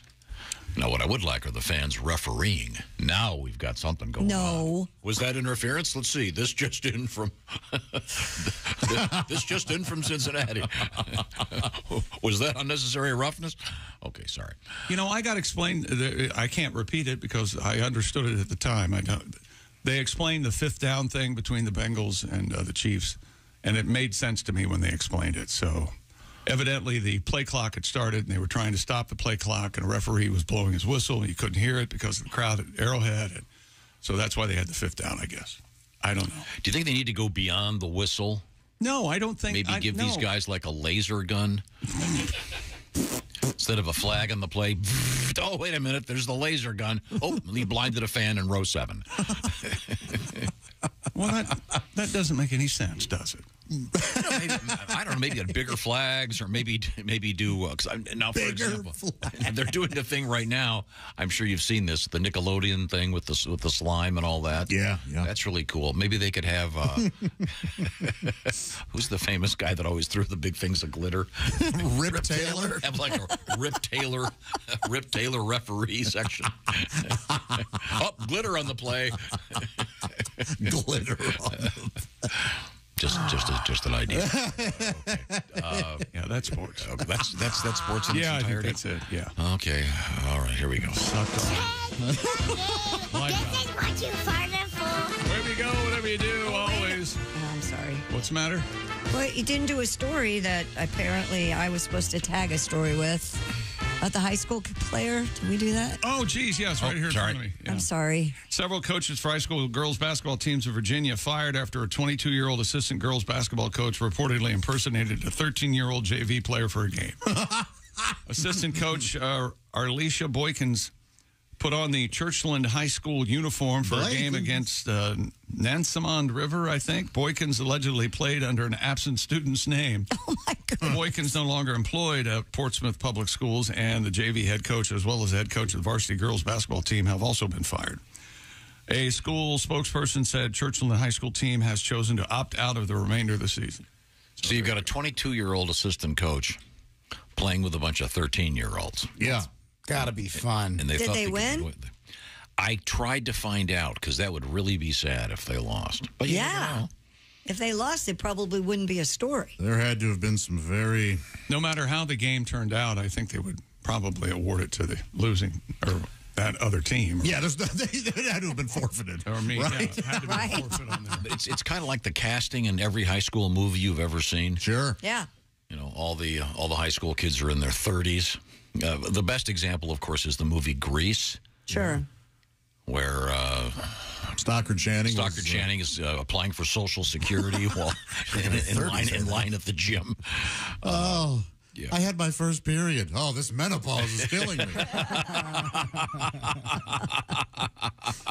Well, we actually have another story about someone going back to high school and pretending to be a high school student. I think the most famous one probably is the writer Cameron Crowe, who wrote Fast Times at Ridgemont High. But he went through channels to go back to school and impersonate a student. And then there was the show 21 Jump Street? Isn't that what that was kind of the premise? Yeah, they were undercover cops. They were undercover. Yeah, okay. But this is another version of the story. What have you got, Christy? Police in New Jersey are saying a 29-year-old woman posed as a teenager to enroll in a high school. The unnamed woman used false documents, including a false birth certificate, to enroll in New Brunswick High School, where she attended some classes over a 4-day period before her scheme was discovered. New Brunswick school officials said they will review the district's enrollment process to avoid similar incidents in the future. Okay, so there are a lot of questions here. Why? How did they find out? Yeah, I wonder what her motive was. Yeah. I mean, who'd want to go back and start doing homework again? Yeah. Oh, boy. I'm back in high school. Math homework. Yeah, math still sucks. Yeah. Wasn't fun then, not fun now. I mean, there has to be a reason she did that, right? My tendency these days is to always blame TikTok. Why would it be a TikTok Some sort of thing? challenge? Some sort of TikTok challenge, or maybe she just wanted to meet some young boys. Maybe. Like 18-year-old dudes. Mm-hmm. Well, I guess they got suspicious when her husband kept picking her up after school. Honey, what are we doing here? It'd be super creepy to me, creepier if it were a guy. Well, yeah, which is... Yes, it would. I get just what you're would be. saying. If it were a guy posing as a high school student. I don't know. I'm sure there's some double standard there, but it doesn't matter. I'm saying, it's creepier. I admit, there's a double standard. I'm just saying it's creepy either way. But Yeah, her motive is currently under investigation, according to this story, but it still seems really bizarre. Very strange. Yeah. Yeah, I don't know. Can you grab that? Maybe this is Hello, Bob and Tom Show. Bob and Tom, it's Kenny Tarmac. Kenny. Kenneth. Hey, Shooter, we just landed. Hey. I'm in OMA. Favorite thing to do when we land at OMA? What? Welcome to Omaha. We get here so fast. That's a classic. I know. Yeah, we just got in from DF Dub through ATL. However, according to my Apple AirTag, my luggage just landed in Phoenix. Oh, nice. Yeah, great. It's almost like Monday called and said, hey, I'm not going to bed yet. Do you guys use Apple AirTags? Sure. I swear by them. That's why I'm a million miles from panic mode right now. I put them on everything. Put them on my luggage, put them on my laptop, put them on the company car, the new hire I'm stalking in HR. Very funny. Yeah. I know. I'm kidding. I'm just doing a little extra intel for Tobic. He thinks she has sales potential. Time will tell, and so will that AirTag. Hey, guy, speaking of tenderonis, the only reason I even flew to Nebraska was I thought the skyhack named Brianna was on this flight. Oh, yeah? Yeah, I don't say this a lot, especially during first quarter business, but I think I'm in love. Really? Oh, my gosh. Oh, she always wears Skechers, which tells me she truly cares about making her connection. Yes. She wears the apron from Wheels Up to Wheels Down. Josh, I know you're a fan of that. Sure. And we may have had a brief tryst to one of those pumping stations outside Foxtrot 4 last week. Oh, really? I hope to reload for next week. I should have AirTagged her when I had the chance. I went and rerouted all my flights just for her. Then today, she's not even on board. Just my luck. Got the free upgrade, and our skyhag was some guy named Tristan. I know. Next time I walk down the jet bridge, I'm going to say, no whammies, no whammies. Hey, Bob and Tom, hang tight. I got to take this. My business Bluetooth is blowing up. That never happens. Just a sec. Ken Tarmac, we just landed. What can I do you for? Oh, hey, Mike. Uh-huh. Yeah, what do you mean the HR lady found an AirTag on her Kia Rio? Well, I doubt it. I mean, I had it registered to Carlos Danger. No, that's the old one. That one's Ron Mexico. Well, no, do something. Have it towed. Tell her the car tested positive for COVID. Oh, clear my search history. Bob and Tom have an internal matter I need to handle. Okay. Tell you, let's reload for Friday. I'll call you from Phoenix. We just landed. Thanks, Donnie. Oh, Donnie's, hey, that's great.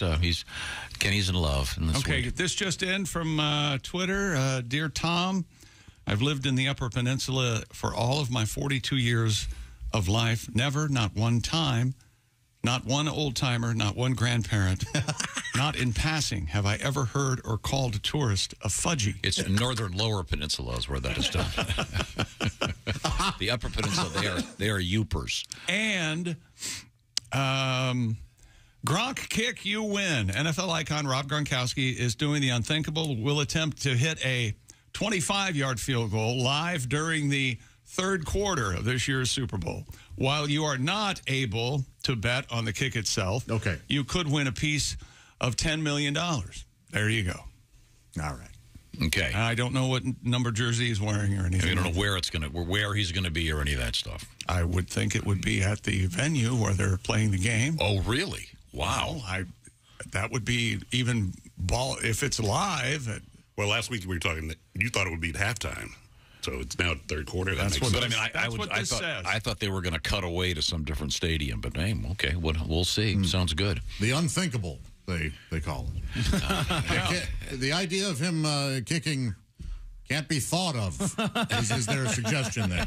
This is such an amazing thing.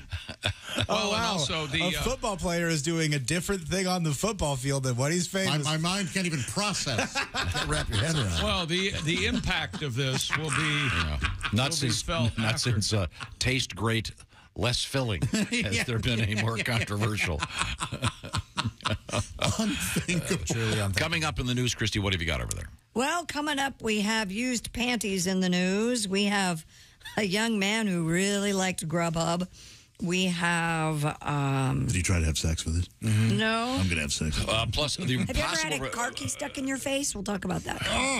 Plus the possible return of the dodo bird and the woolly mammoth. No, that is messing with God. The middle finger to God. Yep. Okay, well, we'll see what happens. This is the Bob and Tom Show. Thanks for listening to the Bob and Tom Show this morning. Even though we're not too much to look at, you can also watch the show on our YouTube channel.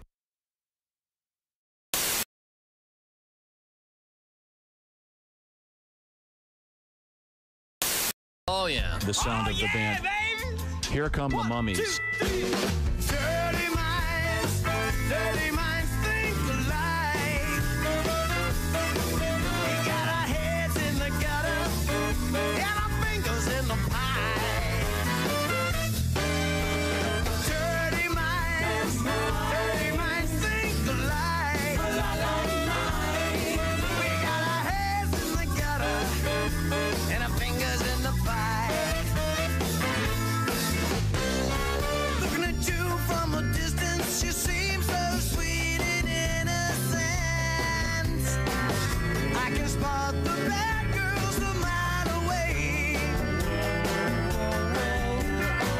It takes one to know one. It's true, we're two, we think alike. Never fighting off temptation. Take advantage of this nasty situation. Dirty minds think alike. We got our heads in the gutter and our fingers in the pie. Here we go.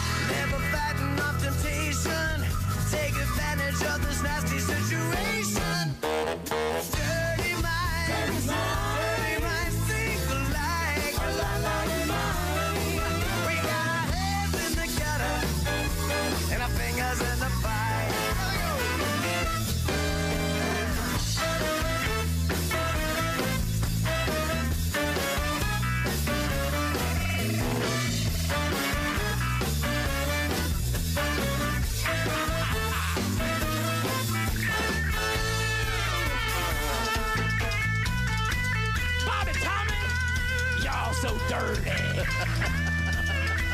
You know we love it dirty. Dirty minds think alike. That's right. Dirty minds think alike. We got our heads in the gutter and our fingers in the fire. Dirty minds think alike.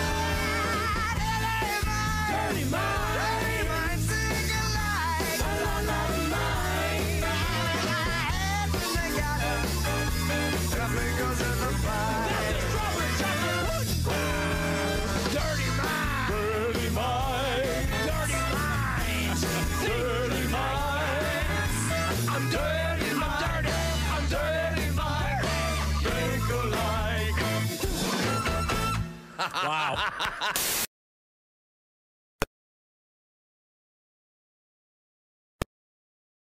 ...2020 that put them closer to extinction. Scientists said Tuesday volunteers tallied more than 330,000 butterflies in California and Arizona, a promising rebound after the annual winter count in 2020 recorded fewer than 2,000 butterflies. Researchers say the monarchs are at a critically low level in western states because of the destruction of their milkweed habitat due to housing expansion, pesticides, and herbicides. They say they don't know what is helping the insects multiply, but it is good news. And that's a look at things you may have missed. More of the Bob and Tom Show coming up. Ladies and gentlemen, Bob and Tom. Dear Allie, no matter how me and my boyfriend start having sex, we finish with doggy style. All right. Should I be worried he's either gay or doesn't like seeing my face? Oh, my God. No. I got this. Both. What girl hasn't got this? Yeah. I don't think that's the issue. He likes doggy. That's what gets him off. But what if she has like a tramp stamp of like Jonathan Taylor Thomas? What if that's what's happening? He's a gay man. Bob and Tom in the morning and highlights all day long. The Bob and Tom Show, weekday mornings at 6 a.m. Eastern on Bob and Tom 24/7. Hi, this is Bob and Tom 24/7. My name is Jim Gaffigan. I have to go and, well, I just had a so you know where I'm going. Morning, Bob and Tom Show. Hey, gang, it's Ken Tarmac. Hey! Hey, we just landed. I got a call on the white courtesy phone. I'll tell you what. What? Corporate has spy goggles today. They can find me anywhere. Really? So I'm on the plane. I'm on the 620 guy. Like I was saying, I'm next to some guy that kept going on and on and on today. Yeah. And almost ruined. Oh, gosh.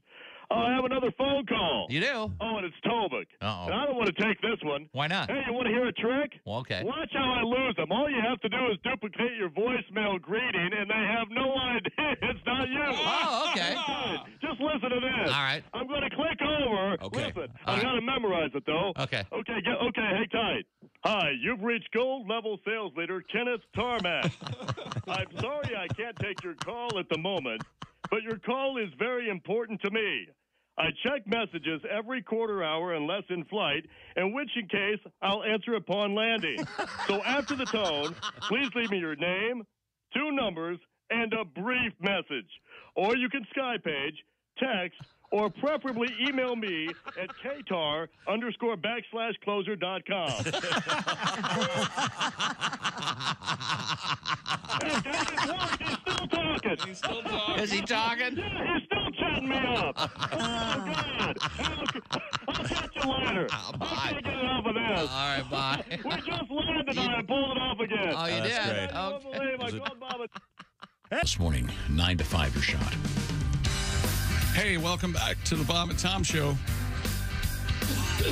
I knew that was coming. Christy Lee at the news desk. Hi. There's Pat Godwin in the performance room. Hey, chick. At the I Hate Steven Singer sidekick chair, it's Josh Arnold. Hi. There's Ace Cosby. Hey. There's Willie Griswold. Hello. I'm Chick McGee, and here's Tom Griswold. Thank you very much. Pat, you got that guitar out? I do indeed, yeah. Okay. Play a song. I want to hear Pat's new song. This is a interesting song for parents. If you've ever taken your kids on vacation, you want them to, maybe you want to get them a little culture. Sure. Take them to the Smithsonian. Look at all this great stuff. You take them to the National Archives. You take them to, I don't know, maybe take them to Mount Rushmore. Take them to some interesting place. Find out a little bit about history. But that's not the attitude that they have these days. Pat, tell me more. Well, Oh, I took my son on many trips in cars, planes, and big old ships. I want him to see the sights, they're really cool. He saw the Smithsonian, stood and stared, and Mount Rushmore, where I thought he cared. He said, Dad, does the hotel have a pool? Does our floor have drinks and snacks? These are the questions that he asks. Can I connect my iPad to the TV's HDMI? I said, son, you're off from school. Let's be tourists and not be fools. He said, Dad, does the hotel have a pool? Oh, I took my boy to Mexico on the plane and away we go. We're going deep sea fishing where the bass are so much larger. Well, we're trying to spend some quality time, and the ocean water is so sublime. He said, Dad, I lost my iPad charger. My device is almost dead. These are the things that my son said. I want to play Minecraft in the room here all alone. I said, son, don't be a tool. He said, Dad, don't be so cruel. By the way, does the hotel have a pool? I said, yes, the hotel by the ocean has a pool. So true. Thank you very much. Speaking of kids, Yeah. I mentioned earlier that... Do you have another one coming? Oh, God. Not to my knowledge. I mentioned earlier that my 6-year-old little Yes. heart, she likes the coffee. Yeah. Somewhat controversial, apparently. I don't give her black coffee. She likes the lattes. It's still caffeine. Caffeine there, cowboy. It's like saying I don't give her the non-filtered cigarettes. That's big. The Ed. Triple action filter, I think. Ed has taken the time and trouble to write us, Bob and Tom at bobandtom.com. Dear Tom, I find myself agreeing with you. I know this is traumatic for the rest of the crew. I find myself agreeing with you giving your daughter coffee. My great-grandmother used to give me puffed wheat cereal in coffee when I was 4. Wow. And there's nothing wrong with me. However, I am writing you to tell you I agree with you, so there's that. And I'm 3'8". Do you at least do? You could do decaf. I suppose. I don't know. When did you start drinking caffeine? Caffeine or coffee? Oh, either one. Well, I started drinking caffeine probably when I was a kid. Yeah, see, drinking Mountain Dew and stuff. Yeah, No, you know what? I never drank Mountain Dew. I drank Coke occasionally. What is the difference? So if you give a kid a Mountain Dew at a certain age, let's say 8, that seems completely normal. But if you give a kid a cup of coffee, which has more caffeine? I would think Dew, but I could look it up. Then, yeah. And I think, as you pointed out earlier, for little kids, coffee goes much better with cigarettes than Coke. That's right. I wonder if coffee for kids is just sort of a parental, it's not really bad for you or bad for them. It's It just sounds hey, bad. we don't want our kids to be all hyper. I don't know. But if you go to a lot of the coffee places, they've got all kinds of fancy drinks that the kids like. Sure, plenty of it. Lots of sugar. Oh, caffeine or coffee has way more caffeine than Mountain Dew. Okay, so that's whatever source you're looking that's at the is wrong. issue here. We have to move forward like here. twice as much. Thank you very much. We have Christy Lee at the Bob and Tom News Desk. Have we missed anything? We haven't even started. Oh. A rapper who calls herself Lotto, speaking of lattes. Oh. Lotto? Lotto? I don't know. How do you spell it? L-A-T-T-O? Lotto. Lotto. Latto, I would She was on think, The yeah. Bachelor Monday. Was it Lotto? Oh, gosh. I don't remember No, how to pronounce it. I'm sorry you know that. How many... Doesn't matter. She's cute. How many hours of The Bachelor dating? Chick, I fast forward through the boring parts. How do you? How many hours of that programming of that ilk do you have? Dating shows? Yeah. Oh, he loves them. Bachelor, 90 Day Fiance. She's incredibly cute. Yep, real hot. Wow. Let me see. And I'm sorry, she's a rapper, right? Yeah. Apparently, she's pretty. She made nearly 6 figures auctioning off her used panties before Yes. eBay Good pulled for the you. listing. Bids for the Grammy-nominated artist cheetah print thongs reached over $95,000 before the takedown. A spokesperson for eBay stated that used and worn underwear is a direct violation of their, quote, used clothing policy. The company said it uses multiple layers of AI technology in addition to its professionally trained eBay investigators. So you can't sell used panties on eBay. To sniff out errant sales such as Latos. According to social media posts, she would wear a pair and sell them the next day. So they weren't a clean pair. More of a Craigslist thing, or No, this is an OnlyFans thing. Why isn't she on OnlyFans? I don't know. Yeah. Seems like she could double or her sell money. them through her own website, Yeah. not have to pay any percentage. Right. well, this way she gets all this publicity. But it's an unusual name, Lotta, Lotto. like Lotta Vagina. Remember that woman from Austin Powers. Austin Powers. Yeah. Allow myself to introduce myself. Hilarious. You've been an advocate for quite a long time of having Christy make some extra money. Yeah, I mean, it would just be game worn. Socks, underwear. I mean, it would be. So, are you concerned about your dignity? Yes. You're on this show. I know. So what I have left, I'd like to keep. And if your boyfriend has something to say about it, you give him a certain percentage. I mean, Yeah, it's I don't think just- he'd be happy about that. Really? No. I really want to know. Would you be happy if your girl started selling her underwear on...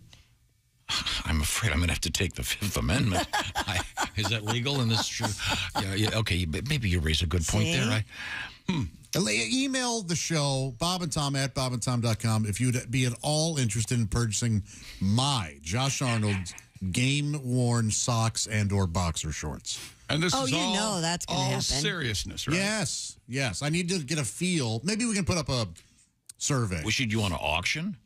No, I want to sell them. I'll open So I'm up. saying, do you want to auction them off? No, just sell them. I'll just, it'll be a flat fee. Oh, okay. How long do you have to wear them? Is there you're going to wear a pair an hour or a whole day? Or, yeah. Okay. Yeah. You could put an a certificate of authenticity up that says a picture of me in them. Oh, okay. Remember when I said this that made you laugh? These are the underwear. I like this idea because it leads to the possibility of a series of photos of Josh standing, wearing only underwear, holding today's newspaper, like some sort of kidnap victim. Yep. Well, don't they do that now with some of these game-worn things? Don't they have to have a notary public right there with a photographer, and they notarize the thing saying this is actually real? Because so much of that stuff is fake. Yep. So yeah. Okay. I just need a proof of concept. So. Do you have any boxer shorts with hearts on them? One pair, yeah. Really? Mhm. Okay. They're a little big, so I don't wear them. Oh. Were they a gift? They were a gift, Where's the heart? The hearts are all over them. All over them. Yeah. So it's not like the heart. You have a heart. You have Day. underwear and your heart on. That's usually the front. The old heart on humor. There it is. Okay. Well, thank you very much. What's coming up in the news, Christy? Coming up, we have a 6-year-old who spent a lot of money on Grubhub. A lot of food apparently being stolen out of schools. You'll be surprised what it was. That sounds awful. I know. Stealing food from children. Wait till you hear what how it much is. and what they And were. it's- Yeah. And according to one woman, we have the secret to longevity. Oh. All right. We'll find out what the old lady does to keep herself hanging on in there. Sprite, is that Long her? in the tooth. Okay. I douche twice a day. You do, man? Yes. It's got to be. Whether I have to or not. It's got to be like a vice grip. Douche in the morning, douche in the evening. With fish oil. Oh. Keeps away the naughty boys. It'd be like an old catcher's mitt. When we come back, this is the Bob and Tom Show. For a complete copy of the Bob and Tom Show contest rules, go to bobandtom.com/contest-rules. Or just scroll down to the bottom of the page and see contest rules. This is the Bob and Tom Show.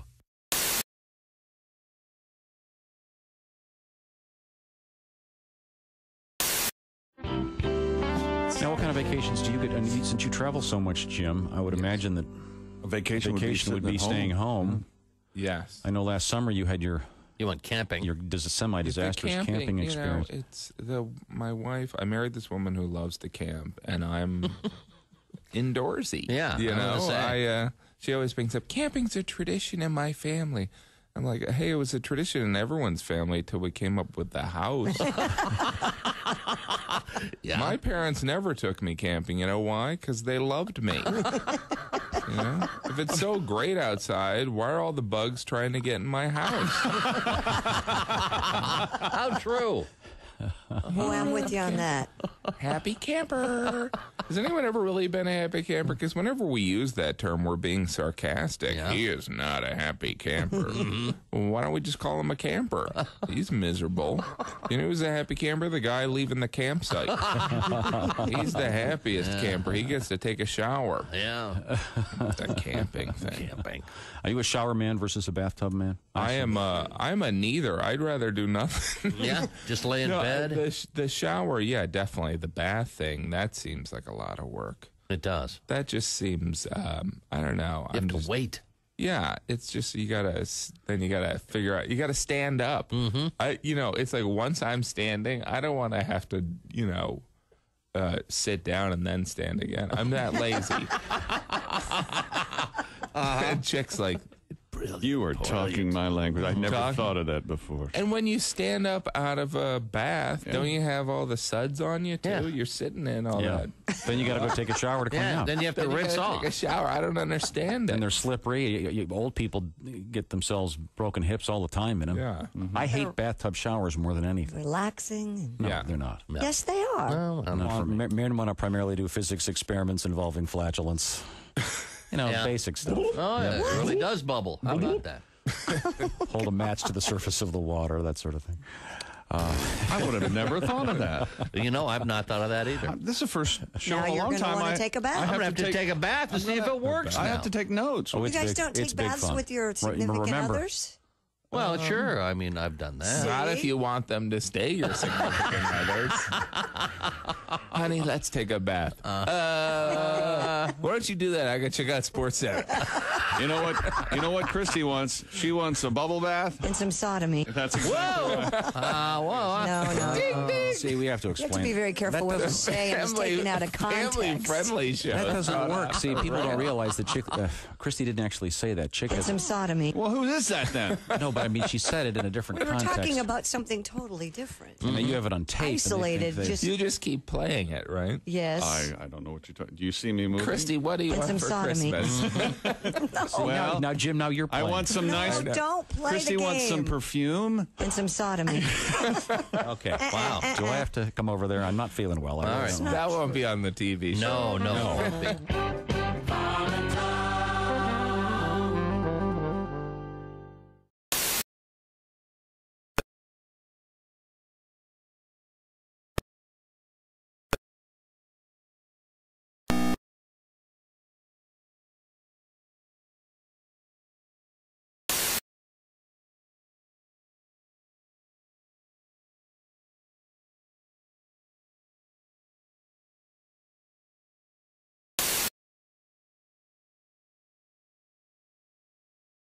Newman on the Great Northern Highway. It was detected by a search vehicle traveling 43 miles per hour with specialized equipment that picked up radiation emitting from the capsule. Portable search equipment was then used to locate it 6.5 feet from the side of the road. Search crews had spent 6 days scouring the entire length of the highway, literally like finding a needle in a haystack. Inflation cooling parts of the economy appear to be weakening, but Chair Jerome Powell is likely today to underscore that the Federal Reserve's primary focus remains the need to fight surging prices with still higher interest rates. With markets anticipating the Fed will stop raising rates soon, possibly even cutting them later this year, Powell says he needs to push back against that optimism. His tough message will likely emerge at a news conference after the policy committee announces its latest action. They're set to raise their benchmark rate by 1/4 point to its highest level in about 15 years. And 2 monkeys taken from the Dallas Zoo were found Tuesday in a nearby abandoned home after a mysterious disappearance the day before. No arrests have been made. Dallas police found the 2 emperor tamarin monkeys after getting a tip. They went to the empty home in Lancaster, just south of Dallas, and found the monkeys safe in a closet. They have been returned to the zoo. It's the latest in a string of odd events at the Dallas Zoo. including other cut fences, the escape of a small leopard, and the suspicious death of an endangered vulture. And that's your news. I'm Christy Lee. More of the Bob and Tom Show on the way. Hey, hi, this is Tom. And this is Chick from the Bob and Tom Show. Hey, Christy, what's the best way to get full access to the show? Hey, what? You introduced me. That would be to become a Bob and Tom VIP. Very good. Now, Josh, what's a feature of Bob and Tom VIP? Wait a minute. Well, the live 5-camera video stream of the show, plus a podcast of the show, and comedy from the Bob and Tom archives. Excellent. Chick, what do you have to say for yourself? Become a Bob and Tom VIP now. Just go to bobandtom.com/VIP. See, that was worth the wait, wasn't it? Hey, don't say we didn't warn you. There's laughter ahead. This is Bob and Tom 24/7. I bet you were fun in school. Had a good time at school. Yeah, I bet the teachers loved you. Yeah, they did. They did. Yeah, right. Yeah, I went to school. Yeah. Yeah. Let me ask you about this. You look like you spend a lot of time lifting weights. Are you a fitness buff? Oh, yeah, I like to pump a little iron, you know what I mean? I drink the protein shakes, take the vitamins, take the St. John's for my wart. I do the whole thing, you know what I mean? Yeah. You got a wart, do you? I like to go out, chalk up. The whole key is chalking up. You got to chalk up when you go. You got to chalk it up. I got the weight belt on. Chicks dig the weight belts. They dig the weight belts with a name on the back. You know, Steve. I don't know who Steve is, but he's missing his weight belt. Is that what you were waiting for? That's oh yeah. Oh, yeah. Oh, I like to pump it up. You got to Way. Hey, welcome back to the Bob and Tom Show. You big dummy. There's Christy Lee over there at the news desk. Hi, Chick. There's Pat Godwin in the performance room. Hey, Chick. Christy has a bad attitude. At the I Hate Steven Singer sidekick chair, it's I Josh have a bad Arnold. attitude. I'm What? Elizabeth. There's Ace Cosby. There's Willie Griswold. Do not. I'm Chick McGee with a frog or a red fox in my throat. There's... Did I say you? Yeah, you did. Ace Cosby, me. I'm Chick McGee, and here's Tom. Thank you very much. Tom, I suggested that I would be willing to sell my boxers and socks, game worn, for money. Yeah. Well, and I wanted to know if people are interested in to send me emails letting me know that they were. We've gotten some. Would you like to hear them? Sure.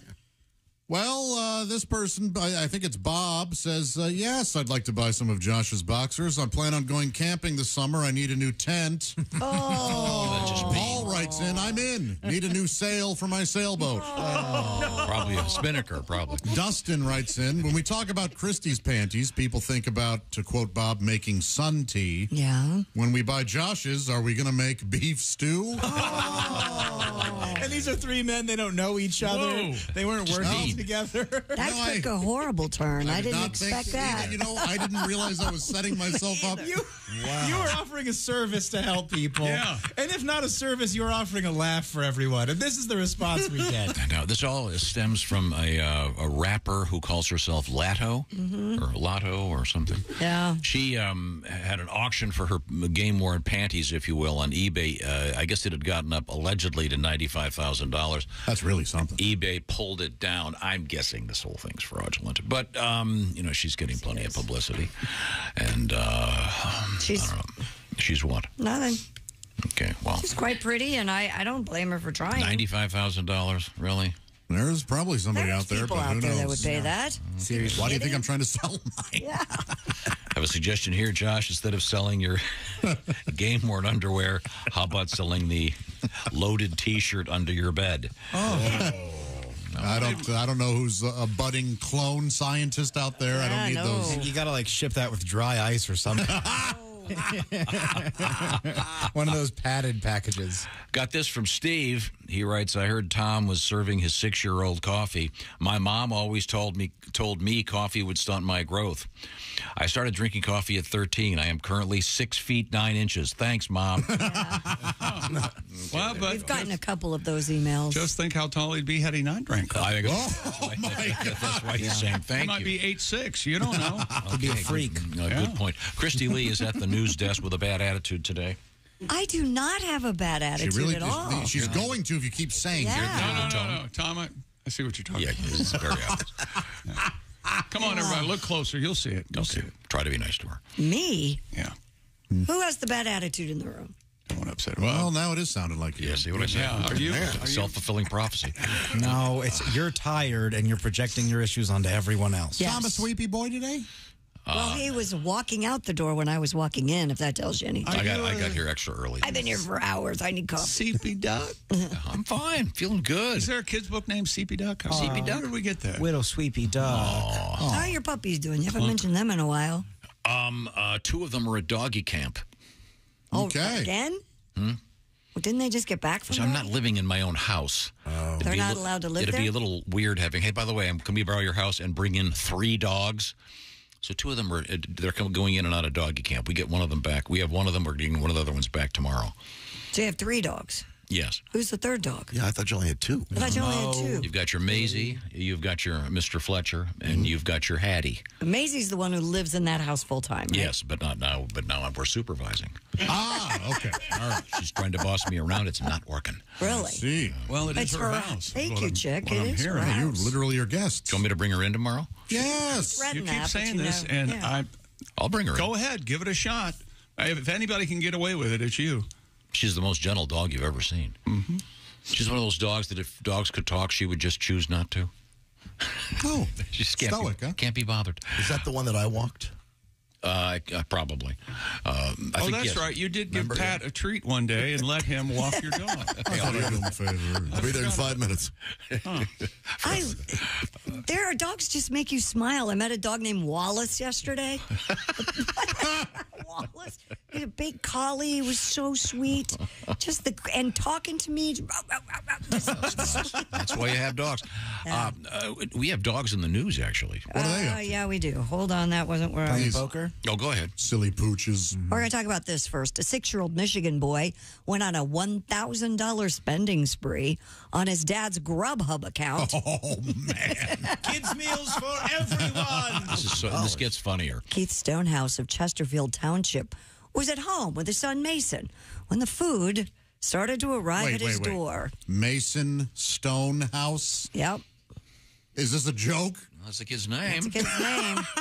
Do they not know what a Mason Rocky. is? Yeah, I guess. Yeah, his nickname's Rocky. It would have to be, right? Mr. Keith Stonehouse told M Live the doorbell rang again and it kept happening. Car after car after car. Pulling into the driveway while others pulling out. I looked at my phone with repeated messages that my food was getting ready and my food was being delivered. I looked at my bank account and it was getting drained.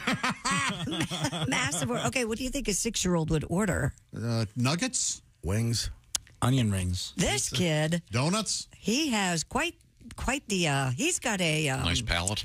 yeah, what's your son's name again? Jimmy palate. Jumbo shrimp, salads, shawarma, chicken pita sandwiches, chili cheese fries, ice cream. You know, shawarma was that was a curveball. I didn't expect that. Yeah. It's delicious. It is delicious. Middle Eastern. It's a Middle Eastern dish. Yeah, it's like hummus, and is that right? No. What is it? It's like a spiced chicken. Chicken. Good. Grape leaves, rice, other food just piled up in their kitchen. What 3-year-old is ordering dolma? Right? Yeah, no kidding. Wow. He's 6. He's not 3. Give him the credit. The picture was pretty. So Yeah, probably. Since his wife owns a bakery, Stonehouse said most of the food went into the family's refrigerators, although they also invited neighbors over to eat some of the food. Stonehouse said, quote, I don't really find it funny yet, but I can laugh with people a little bit. So much food has been ordered from so many different places. Chase Bank actually sent Stonehouse a fraud alert declining a $439 order from Happy's Pizza. What a great name for a pizza place. Happy's. However, the $183 order of jumbo shrimp from the same restaurant did go through just fine and arrived at the house. Okay. Man, do you think he's in timeout or what? Boy, oh boy. So he just got a hold of Dad's phone? Apparently. Went nuts? Okay. Good for him. That'd be a great commercial for whoever. Just the cars keep coming up and bringing some kind of food. Yeah. We haven't heard yet about too many of the Super Bowl commercials. The only one I've heard about is the M&M's one. Dave Grohl's doing one, isn't he? Well, the Gronkowski thing, yeah. The field goal. And I know I don't like the fact that they play that you can go watch the commercials before the game. Yeah, I think they are all available online somewhere. It's more fun to talk about them all the next day. But we'll see what's going on there. We do have some dog news coming up. Coming up later. A Chicago area school district official facing charges after allegedly stealing $1.5 million in chicken wings.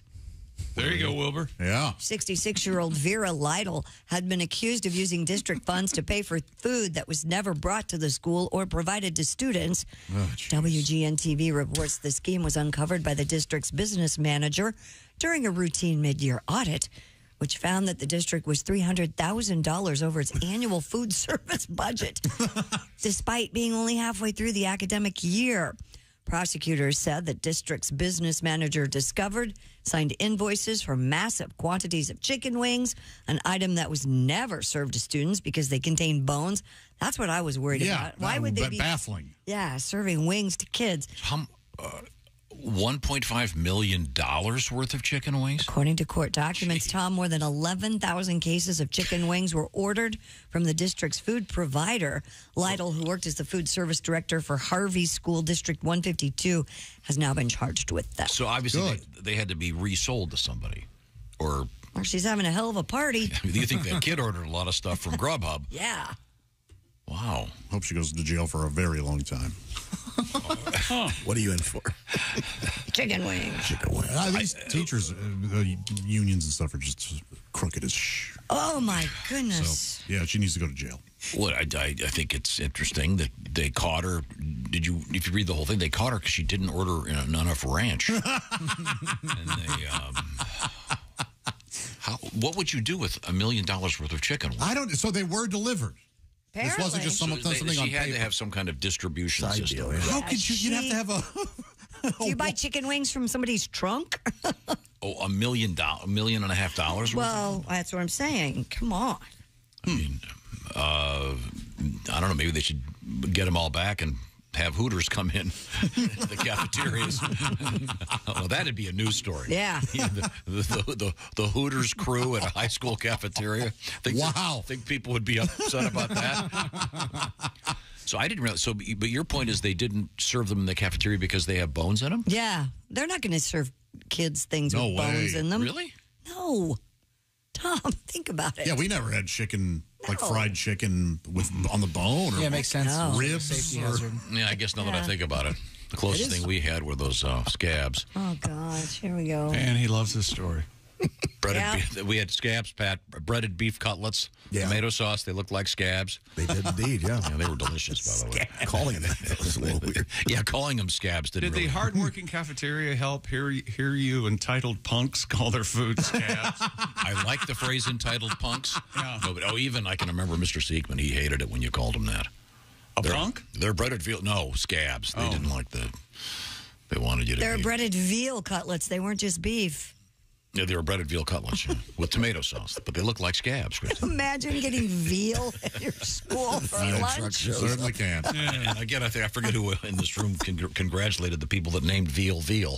You. I think you're a big proponent. Just calling them baby calf just makes you don't want to eat them. That's what's known as marketing, kids. Okay, all right. We have a quiz right now. I'll start with you, Christy Lee. What is your sleep number setting on your sleep number bed? Oh, 40. I love it so much. Now, that means that's a relatively less than firm mattress. Okay. But you chose it. Chick McGee, your sleep number is? 100, Tom. It's a firm mattress. That's the way I like it. It's a simple idea, but so brilliantly executed by the Sleep Number people because they found out that 8 out of 10 couples prefer a different mattress firmness. So with the Sleep Number bed, you press the button once you get it to your house, and you set it the way you want it, and you can change it whenever you want to. And some of the Sleep Number beds even help you get the exact sleep number that you need based on the fact that those mattresses are actually smart. Choose proven quality sleep from Sleep Number because you want to be at your best every day, of course. And to be at your best, you need proven quality sleep. This, by the way, is their best sale right now. Is it? I'll make it real quick. All right. The ultimate Sleep Number event. Save 50% on the Sleep Number 360 limited edition smart bed with special financing. Subject to credit approval, minimum monthly payments are required. See sleepnumber.com/BT show for all the details. Once again, the ultimate Sleep Number event. 50% 20% off the Sleep Number 360 limited edition smart bed. Remember, these beds last longer than what you might call a conventional mattress, and everybody's happy. Either side of the bed has its own setting. Find them at Sleep Number, sleepnumber.com/BT Show. Coming up, did you see the thing about the bear taking selfies? I did, and we have a jogger who helped save a dog that was trapped. We have an update on our missing monkeys, and could the dodo bird, dodo bird, and woolly mammoth, see how I've been trained in here? Be coming back. We'll talk about the doo-doo bird. Oh, wow. Oh, look at the car. Oh, not again. A mud falcon all over my windshield. This is the Bob and Tom Show. Bob and Tom 24/7. If you think you're having fun right now listening to the Bob and Tom Show, just wait until after the Bob and Tom Show. What are you talking about? It's the laughter after. That's right. Bob and Tom's work farce, all the fun without really that much effort. Keep that smile going all day. You heard me. And keep your coworkers guessing what's making you so happy. It's the Bob and Tom 24/7, the Bob and Tom Show app. We're here for you. Don't worry, we won't tell your boss that you're listening, but we do appreciate you listening each and every day right here on Bob and Tom 24/7. Good morning. I'm Chick McGee with your Bob and Tom Sports Update. According to reports, Denver Broncos have agreed to a deal with New Orleans Saints to hire Sean Payton as their head coach. The Broncos will send a first-round pick in this year's draft and future second-rounder to the Saints in order to get Payton in Denver. And D'Amico Ryans has been hired as the coach of the Texans. The NFL team he still leads for all-time tackles. That's his first head coaching job. And Ryans was formerly the defensive coordinator for the San Francisco 49ers. NBA winners last night, Miami, the Clippers, Milwaukee, and Denver. Overtime, Lakers beat New York. Top 25 college basketball, number 4, Alabama, number 8, Kansas, number 15, TCU all win. Boston College upsets Clemson. Maryland upset Indiana. Nevada beating number 22 San Diego State. Also winning number 23 Miami, number 24 UConn. And in the National Hockey League, just one game in regulation. Ottawa beat Montreal 5-4. And two winners in overtime, Carolina and Washington. I'm Chick McGee, and that's your Bob and Tom Sports Update.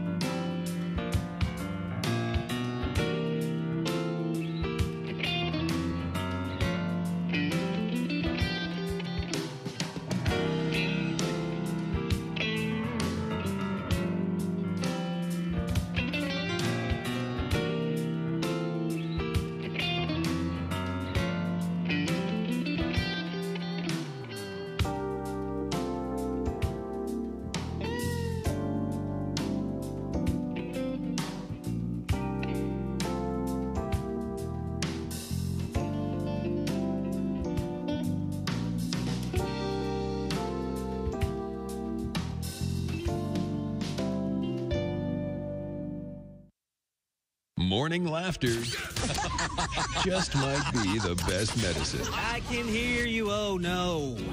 You're talking out your ass again. Bob and Tom 24/7. I'm sick of being sick. I've been in my bed all week. I feel like dick. I'm sick of my TV. Now I'm hooked on all the soaps on ABC. I try to read a magazine or hear the radio or watch the Bad News Bears again on in HBO. I'm sick of being home, 'cause you think of stupid things when you're alone. I'm sick of this old house, and today I might try on my wife's new blouse. I saw two women fight like cats on Jerry Springer's show because their mom was sleeping with their older brother Joe. I'm sick of feeling bad, but But at least my older brother's not my dad.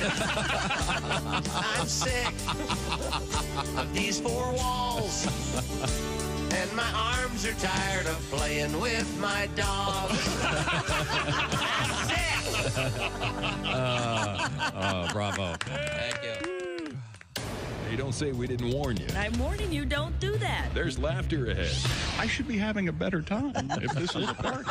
This is Bob and Tom 24/7. When I was younger, in my 20s, and I'd see a young, beautiful girl, I'd be, oh, you know, I got to get that. And now it's, oh, I'll never get that. Because young girls are filled with sugar and spice and everything nice, and I'm filled with anger and semen and shame. How do you not think about sex? Everything on TV, sex, you know, all the commercials, very beautiful women in all the commercials now. Doesn't even matter what the product is. It's just very sexual. Beer, pizza, sex, gum, shampoo, sex, burritos, tires, sex. And then you finally have sex, and it's kind of disappointing. Where's my Sprite, my new car? And I'm not stupid. I know there's more to life than just sex. It's just none of those other things feel as good as sex. I mean, I love cookies. I love cookies. Oh, yeah. But if I do not have access to cookies, I will not rent a movie and watch two other people eat cookies. Perfect strangers eating cookies. No. Are the stars out tonight? I don't care if it's cloudy or bright, 'cause I'm blind. Jeez. Hi, this is comedian Tim Cavanaugh, and you're... Hey, welcome back to the Bob and Tom Show. Christy Lee at the news desk. Hello, Chick. There's Pat Godwin in the performance room. Hey, Chick.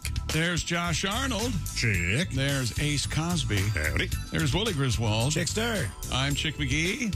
And here's Tom Griswold. Well, I think I'm going to send it right back to you because I understand we have a sports bulletin.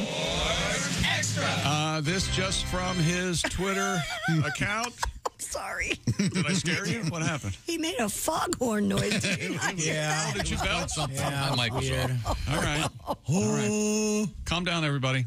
Quote, I'm retiring. Thank you guys for letting me live my absolute dream. I would not change a thing about my career.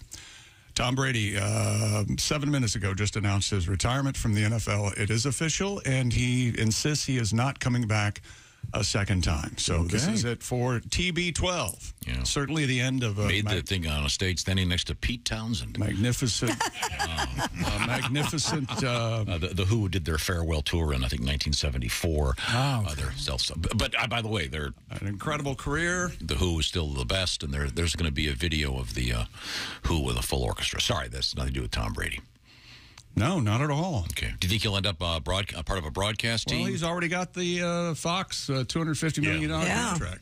Okay. $250 million is what that is. Do you think he'll be any good? I do not think he will be. Yeah. Guys who know football on that level, like Brady and Peyton, I think Peyton's doing exactly what he should do with his. I think with more casual atmosphere, let people realize he's an approachable guy. I don't think this didn't work with Montana. It didn't work with Unitas. Tried it. Did Drew Brees get ousted from? Drew Brees was he was dismissed, but there are different stories about it. Was it his idea or NBC's idea? But yeah, Drew Brees tried and didn't really. For your money, who is the best former player that is an announcer? Right now? Yeah. Boy, I'd have to say, and this is from a Washington football fan for 50 years, Troy Aikman. He's wonderful. And despite what I said early on, I love Tony Romo now, too. He needs to stop predicting plays a little bit more often. But, yeah, I like Romo. I like Aikman. Okay. I'm going under a bridge. So there you go. There you go. Okay.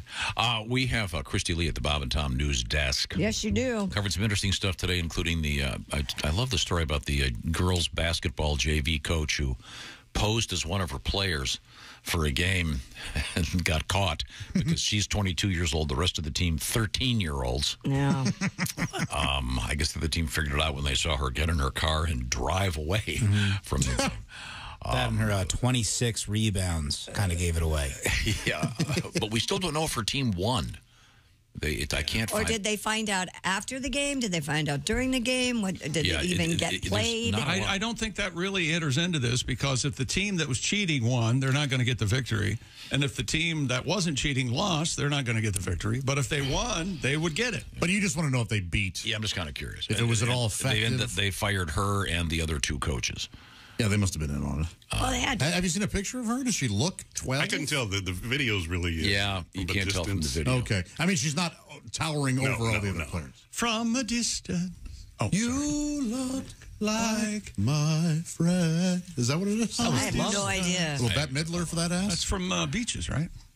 That's Wind Beneath My Wings. And why didn't they make it Beaches too, so they could call it Sons of Beaches? Why? Why didn't they? One of the great heirs of Hollywood. Oh yeah, laying right was there. right there. Yeah. And what was that other one they made? What was that? What was that Tom Cruise movie where he played? I'll think of it. Jerry Springer? No, where he played the Jerry Maguire? Here we go. Jerry Springer. Show me the money. I hope it's something obvious, like when I couldn't remember the name of that movie where they go to the center of the earth. You know, it was one of those, tough Mission Impossible? spy guys. Oh, Jack Reacher. Jack Reacher, yes. Yeah. And they made the sequel to Jack Reacher, Reach Around 2, Around 2. Jack Reacher Round 2. It's a reach around, Christy. You know what a reach around is, Christy? Yeah, because I've been in this room a long time. Okay. Sadly, I hear things I don't ever want to hear again. It's a courtesy, really. Yeah. Is it a courtesy? Your boyfriend ever heave you a nail clipper and go? Boy, you always add that, and I don't know why. You know, you don't hear rusty trombone as much as you used to. Remember, for like a year, that was the big go-to sort of punchline. The old rusty trombone. What are some others? That involves a. I don't want to know. Okay, I'm you sorry. know what? How about That's Gotta Hurt? Remember when that came in? Oh, God. What's his name? That's going to leave a mark? That's going to leave a mark. That's gotta hurt. Now, I've been taken to task regarding the War of 1812 in Mackinac Island. Did you get the? Yeah, okay. Got another letter. This from Tyler. Yes, we do call tourists fudgies here in Michigan in the Lower Peninsula. Okay. People in the Upper Peninsula refer to people who live in the Lower Peninsula as trolls because they live under the bridge. Oh, all right. Yeah, that makes sense. That's very good. Now, we return to Christy Lee at the news desk. What have we missed? A man out jogging in San Francisco, out on the beach, helped rescue a dog that was trapped under rocks. Brian Glover told Runner's World that he was jogging along Ocean Beach when he heard a bark. The 61-year-old said it sounded like a dog was in trouble and that it might be stuck inside of something. So he resolved to search the area. After peering between rock crevices near the water, he happened upon a pair of eyes looking back at him from a small dark hole beneath the rubble. Oh. Man, it could have been anything. Could have been an octopus. Could have been anything. Unable to get the dog out himself, Glover rushed home to call San Francisco Animal Care and Control for help. An officer was able to rescue the dog named Gwen and deliver her back to her owners. She was not injured during her ordeal. Good. The question is, did she get the tennis ball? Hers a sweetie. They used to give an award if you save a dog's life out there. Oh, really? Yeah, the purple bone. But particularly in that area of the country. What? It's a little disrespectful, maybe. Yeah. You got the purple heart. We're well aware of what you were trying to We say. knew what you were attempting to. Yeah. This is the purple bone. So stupid. You got the old purple bone, do you, John? Well, if it lasts longer than 4 hours. Okay. I'm sorry. I tried to make a joke out of what the mess you made. Right. I had concern. I had genuine concern. I was afraid for your purple bone. Hey, the 2 monkeys taken from the Dallas Zoo were found yesterday in a nearby abandoned home after their mysterious disappearance. No arrests have been made yet. Dallas police found the 2 emperor tamarin monkeys after getting a tip. Police said they went to the empty home in Lancaster, Texas, just south of Dallas, found the monkeys safe in a closet. They were returned to the zoo. In a closet? In a closet. They had the whole house. They could have at least... They left them in the closet. Yeah. Who did this? We don't know. Oh, okay. Investigation This is the same continues. zoo where they say some of the fences were cut. Right. Yeah. And remember the clouded leopard got out and But Chick, if you could steal an animal from the zoo, what would you take? You know what? I've become a big fan of the lemurs recently. Yes. Get a couple of those and go in the backyard. Yeah. Well, Excellent choice. We just had that. What? Lemur thieves? 2 weeks ago, remember there was a guy heard a noise in his garage and it was a lemur. Yeah. Remember I said a couple weeks ago, I said I would have a lemur keep it in my pants. I love open my lemurs. zipper. Lemur's head would come out and look around. You got to steal some playground equipment. That way the lemur can play around inside, or at the very least, like hang a ladder up so we can climb up it upside down like they like to do. They do. Oh, what was that show on PBS about the lemurs on it? Do you remember? It was a kid's show. It started with a Z, I think. It was like Zumafoo or that was it. Zubumafoo? Is that it? Might have been. Zubufu. Oh, that's a different show. That was canceled immediately. What animal would you take?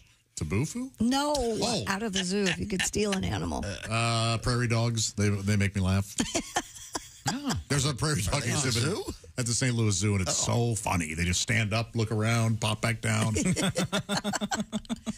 Colorado. Oh, go ahead. I'm trying to find these. Didn't your wacky little friend have a prairie dog once? Uh-huh. What? You knew somebody with a prairie dog? Yeah, miniature one, yeah. Absolutely. Aren't they all miniature? I would have loved it. And at the same time, the place where I got my chinchilla, they had prairie dogs in the back, but they couldn't get them. They couldn't get licensed to sell them or something, so they had to ship them back. Yeah. But they let me go back there, and they were so cute. Oh my gosh! Yeah, I'm a big fan of dogs. I don't need. Well, these are dogs of the prairie. Prairie dogs. Yeah, but I don't do these weird pets. Yeah, I mean, I looked up lemurs. Did you ring-tailed lemurs? There's a hotel that does. You can do. This is another one of those dumb things. You can do yoga with lemurs now. Where's that? Nice. We had the one where you can do yoga with yaks. I can do yoga with goats right here. I know a place. What about the excrement?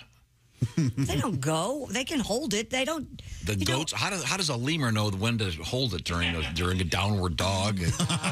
You train them when they're not pooing indoors. You don't beat them. I'm not a lemur. Where can we do lemur yoga? It must be in another country. What's the difference between a lemur and a meerkat?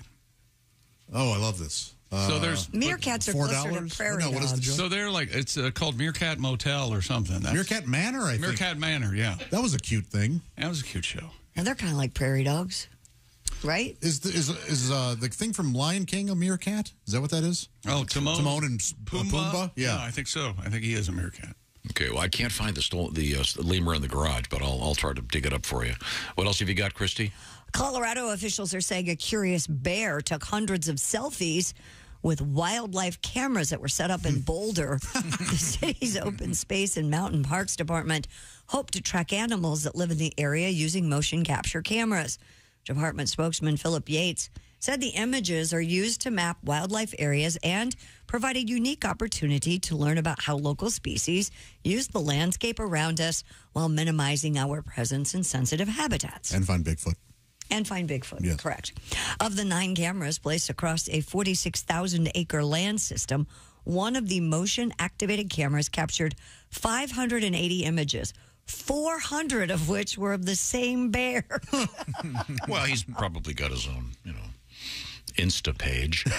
He does. The organization shared some of the bear's selfies from its photo shoot on social media and invited users to learn more about the program. So he does have his own Insta page now. Yeah, the bear tagged it feeling cute. May hibernate later. I found the lemur in the garage. That's the story, isn't it? This was an Illinois chick. This was just a lemur in the garage. A couple weeks ago. A family in Illinois was shocked to find an endangered ring-tailed lemur in their garage. There he is.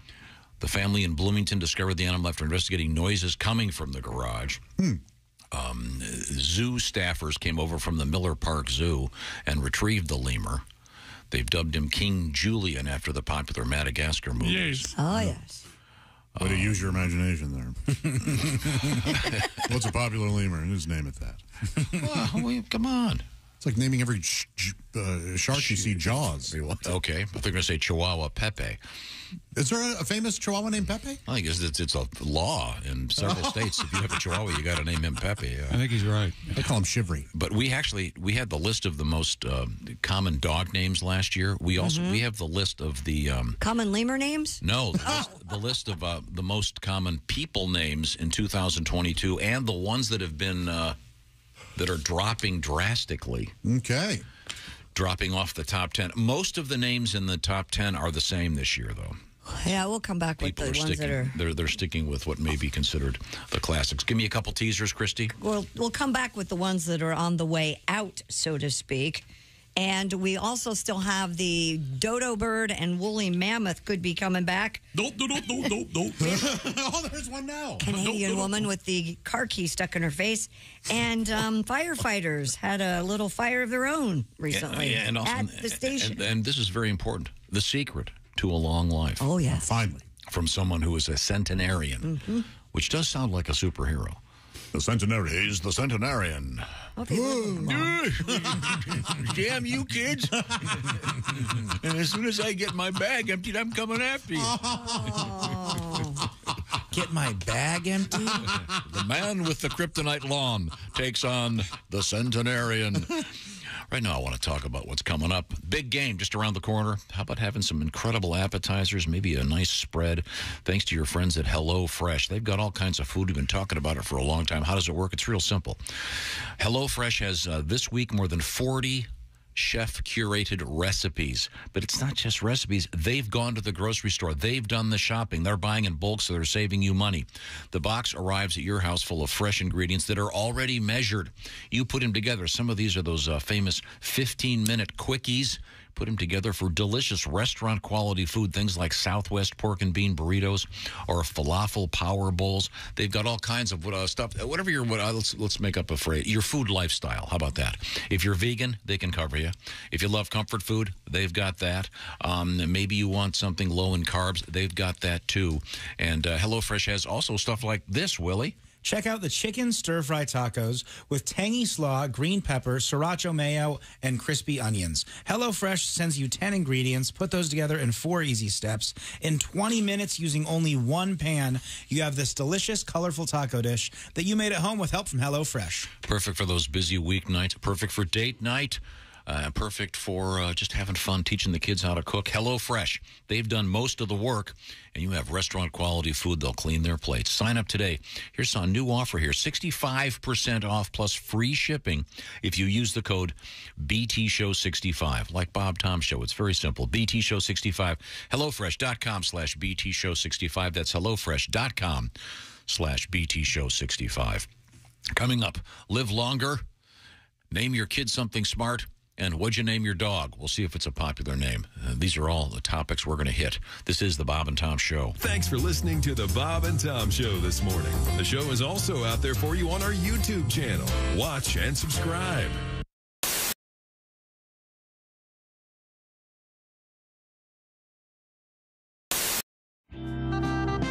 With us in the studio now, 2 comedians. We are joined by Jimmy Pardo. Also, another guy, it's comedian Chad Daniels. Chad, I understand that you have an injury, that nothing humorous about it, but you look like you're in a little bit of pain. Broke my tailbone. Yeah. Did you break it recently or a week and a half ago? Okay. Tailgating, How do you following too closely? You can't put a cast on that, can you? No, you can't. No. I was drywalling. I kept bending over to measure and cut and everything, and I guess my leg muscles were too tight or something like that, and it kept rocking it back and forth till finally it snapped. What?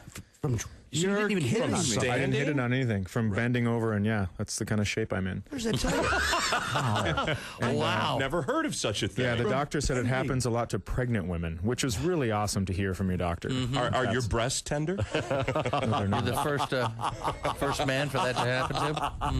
Was it? Wow. It sounds like it was incredibly painful. It sounds like it is painful. My wife actually couldn't sit down for a while. Sympathy pains. What? What? Nailed it! Ding, ding, ding, ding. I thought we said there was nothing funny about this. Ding, ding, ding, ding. Wait a minute, hold it. Yeah! Hello, Friday morning. Hello. Yeah. It's time for the air base. Ooh, here we go. Come on now. Everybody. Do you know the lyrics? Little red ball. Hey, hey.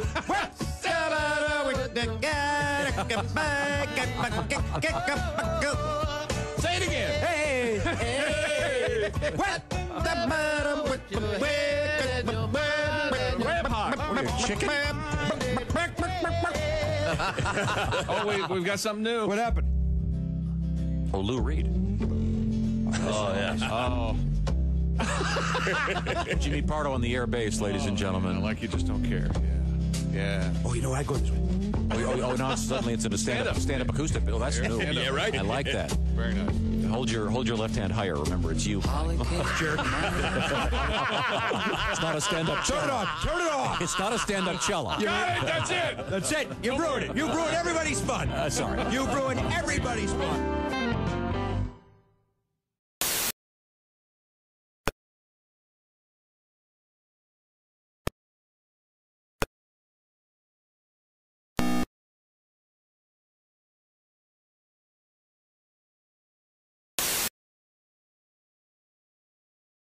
Though Allie Breen across all social media. Her name is spelled ALLIBREEN. AllieBreen.com is another place to send her letters for Dear Allie. Tom likes to call it sexy time. And again, a special Tuesday edition this week. Sorry. And you are listening to Bob and Tom 24/7. Hi, everybody. Christy Lee with your Bob and Tom Entertainment News Update. Prosecutors have linked Alec Baldwin to an expansive list of alleged failures in firearms safety in a filing of a felony involuntary manslaughter charge against the actor in the fatal shooting of a cinematographer on a New Mexico movie set. A Santa Fe district attorney announced the charges yesterday. Helena Hutchins died shortly after being wounded during rehearsals at a ranch on the outskirts of Santa Fe, October 21st, 2021. Baldwin was pointing a pistol at Hutchins when the gun went off, killing her and wounding the director, Joel Souza. Film set weapons supervisor Hannah Gutierrez-Reed also faces involuntary manslaughter charges. Ozzy Osbourne has announced the cancellation of his 2023 tour dates in the UK and continental Europe. Osbourne issued the statement yesterday, saying damage to his spine suffered in an accident 4 years ago will prevent him from touring. He says he's, quote, not physically capable of the rigors of touring at this time, following 3 operations and various health treatments. And Dierks Bentley will rev up the crowd before the Daytona 500. Bentley will perform his hits just before drivers take the green flag on February 19th. Bentley says the energy at the Daytona 500 is unmatched, and he will have a blast getting fans ready for the race. And that's your news. I'm Christy Lee. More of the Bob and Tom Show coming up. Ladies and gentlemen, Bob and Tom. Took my son on many trips. In cars, planes, and big old ships. I want him to see the sights. They're really cool. We saw the Smithsonian, stood and stared, and Mount Rushmore, where I thought he cared. He said, Dad, does the hotel have a pool? Answer me. I said, yes, the hotel by the ocean has a pool. Bob and Tom in the morning and highlights all day long. The Bob and Tom Show, weekday mornings at 6 a.m. Eastern on Bob and Tom 24/7. Bob and Tom. If you irradiate poop, it will be sterile, but it's still poop. You can pick your morning radio show, but you can't wipe Bob and Tom on the couch. In the studio with us, comedian Mike McRae. I understand you're a big Indiana Jones guy. Is that correct? Oh, yeah. That's my favorite movie series ever, man. Mm-hmm. And those movies are always like, when I went to college, I would watch those all the time. I'd be like that would be the professor to have for any kind of class. Because he just, every semester, he just, takes off for 3 or 4 weeks to save the world or find some Inca staff in Peru or something, Like he walks into the first day. All right, class, my name's Dr. Indiana Jones. I'll be your professor for Archaeology 101. His dad busts in the door. Junior! Dad, I'm teaching class here. Junior, there's no time. Rommel Zombie's about to uncover the sword of destiny in a Vandalic horde in Tunisia. Look, I can't just go chasing after some sword all the time. It's not just any sword, Junior. It's Balmung. Balmung. The legendary sword of Siegfried, bestowed by his widow upon Theodoric the Ostrogoth before the slaughter of the Burgundians, and then lost for 1,000 years.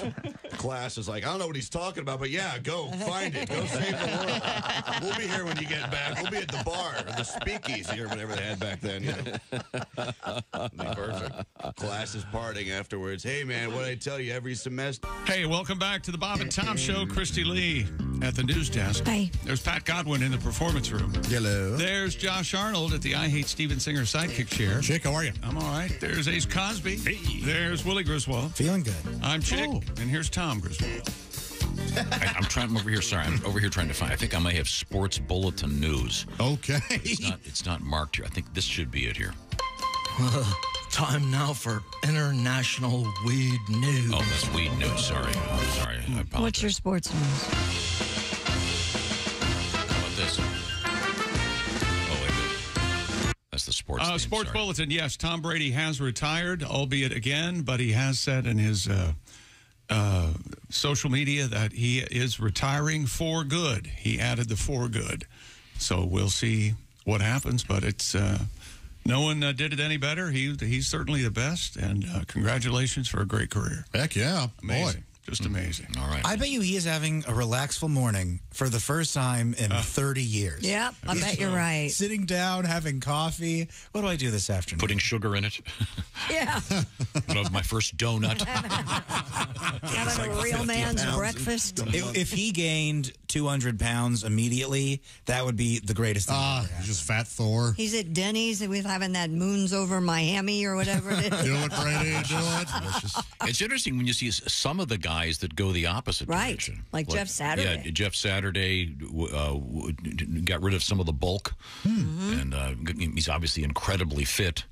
But some of the guys balloon up. Some of them go the other direction. I have an entertainment news bulletin. Do you have Wait a music minute. for Let me that? try. Let me give it a shock. Let's see if this is it. Here we go. That's not it. Could we mark these, please? I know you're going to be bored. How about this? Entertainment News Bulletin. Thank you, Chip.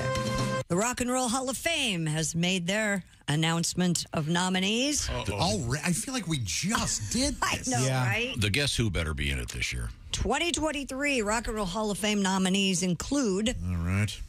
Kate Bush. Well, she's very popular right now. Yeah. Sheryl Crow.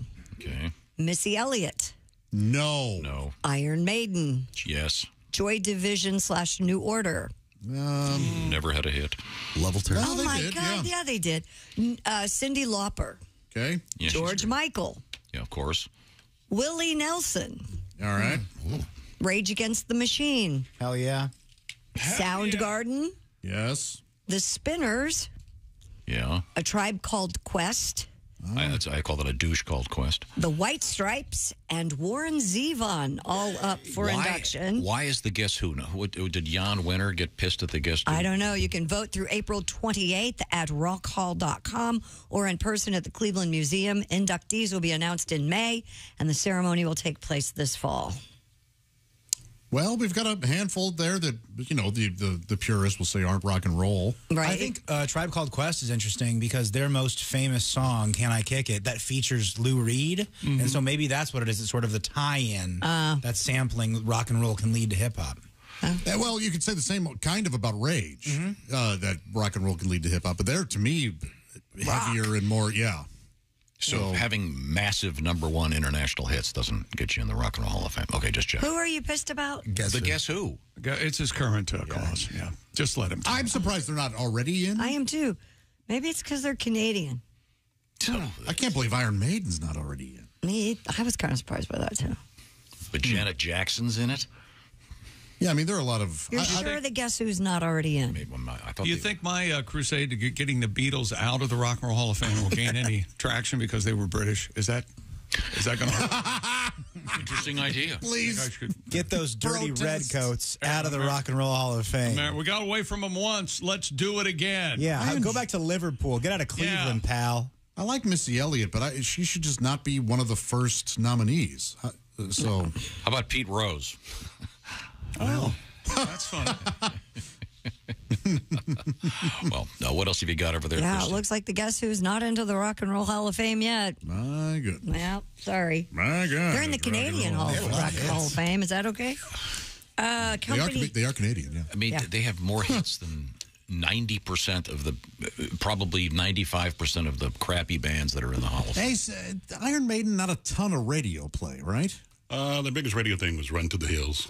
Yeah, you don't hear much other than... I don't remember ever really hearing much of that. I wonder why. But they're huge. Yeah. Yeah. And they're lead guy is a jet pilot. That's awesome. Did you know that? No, seriously. It's so cool. He is a licensed. He can fly the so that big makes jets. him a better person. No, it just. I And mean, he's more prepared. And would you get into a jet aircraft being piloted by Lou Yes. Reed? No. I dress as Eddie, the skeleton, not our behind the scenes. What else? A young woman needed to be hospitalized after a car key got lodged in her face. That's brutal. Miss Renee Laveray, a 24-year-old woman from Sudbury, Canada, was leaving her apartment when she asked a friend to toss her the car keys. Her friend said, look, just walk away, Renee. Wow. Who's her friend? The pitcher, Randy Johnson? Apparently so. Thank you, Willie. Willie, the car key somehow ricocheted from her hand into her face. That's so rough. When Hang the on metal a second. What did it do, Christy? It ricocheted from her hand into her face. When the metal part of the key hit Renee's face, it actually punctured her cheek and became lodged in her face. Oh. The 24-year-old recalled, quote, I felt a pressure, but I felt like I just got hit with the keys in the face, like I missed my catch. My friend looked at me and said, oh, my God, don't move, and he started panicking. Her friend called an ambulance. The key was removed at a nearby hospital. Well, they couldn't drive her because they couldn't get her face to fit in the ignition. Why? Willie's right. How hard would you have to throw it?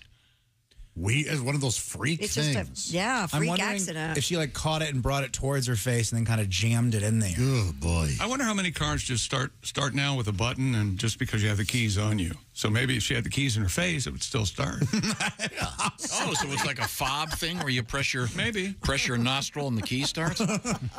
No, they just have to be in the car. The keys just have to be inside the car, and you push a button and it starts. Oh, I see. No, the car knows where the keys are. Mm-hmm. Yeah. Well, got the fob. That's rough. In Georgia, firefighters had to put out a fire in their own firehouse. Oh, no. It appears that the Hall County fire crew accidentally left the stove on when they left the station to respond to a house fire. Fellas. Isn't that firefighting 101? Who left this? When firefighters returned to the Flowery Branch station, doesn't that sound sweet? It sure does. Flowery Branch. Yeah. They found their stove and their breakfast ablaze. Officials said the stove's fire suppression system put out the flames. Oh. The stove was damaged, but no one was injured. No word on what the firefighters had for breakfast that day. This would be like being the clogging the toilet at the plumbers union hall. You think that those guys would know how to handle it? Wow. So their breakfast, I guess, was toast. Clapping. You can't. That was a surprising reaction. Come on. Either one of you Griswolds can't be serious right now. Wow. Now, as promised, an additional Ace Cosby joke of the day. Now, I thought in honor of the in the Grammys, we prepared a special edition of the Ace Cosby joke of the day intro. Are you insinuating that everybody that's up for a Grammy auto-tunes? Is that the problem There's a with lot you? of that these days. So we thought we would take the great singers that did the original production and put them through one of those auto-tune things. Okay. And But Tom, admittedly, you're not up on current music, so. Yeah. Wait a minute. I opened up the show talking about that Louis Vuitton song. Oh, my God. What was it Megan called? Trainor is... 10-year-olds are listening to that. Well, I listened to the Beatles when I was 10 years old, and look how great Just they are. get on with the joke. Here we go. Here it is. Here it is, ladies and gentlemen. Don't be alarmed. You're going to get one of those quality jokes, probably. Here we go. Who's that sexy man with a deep voice? Ace Cosby, here he is with his joke of the day. I went to see a Russian Bee Gees cover band the other day. Oh, boy. Yeah, the KG Bee Gees. That was Ace Cosby's joke of the day. What do you think? Did that help it at all? I think what would help is if we all got comfortable with some pajamas from Pajamagram. All right. This Valentine's Day, give her soft, silky, naturally nude pajamas available at pajamagram.com. Use code NUDE, that's NUDE, and save 25% off your order of naturally nude pajamas. All available at Pajamagram. Yeah. Mm-hmm. Christy was talking about the naturally nude pajamas just the other day. Yeah, well, more on that coming up. You got a fan. You got a fan out there. I do have a fan out there. He's in your house a lot, too. Thank you very much, Ace. So do you want me to... burn it. Burn it. I was going to say S-can. But you didn't like the... just trying to be contemporary, Ace. When we come back, we have some interesting things in the news, including a really cool thing being done by Mr. Beast, helping out a lot of people. It's so cool. Plus, we have baby names that are on their way to extinction. Oh. We'll find out. This is the Bob and Tom Show. Got something to say? Send us an email, bobandtom@bobandtom.com. This is the Bob and Tom Show.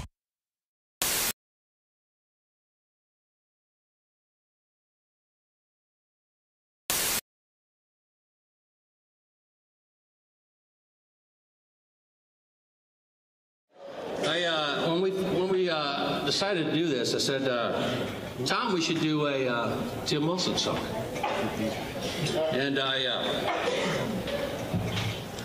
this is really hard.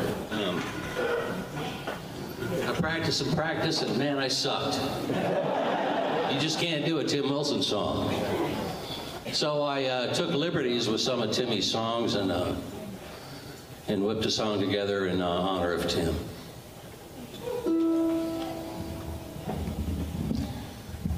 Help me get through this, folks. Can you hear that? Yeah. That's too bad.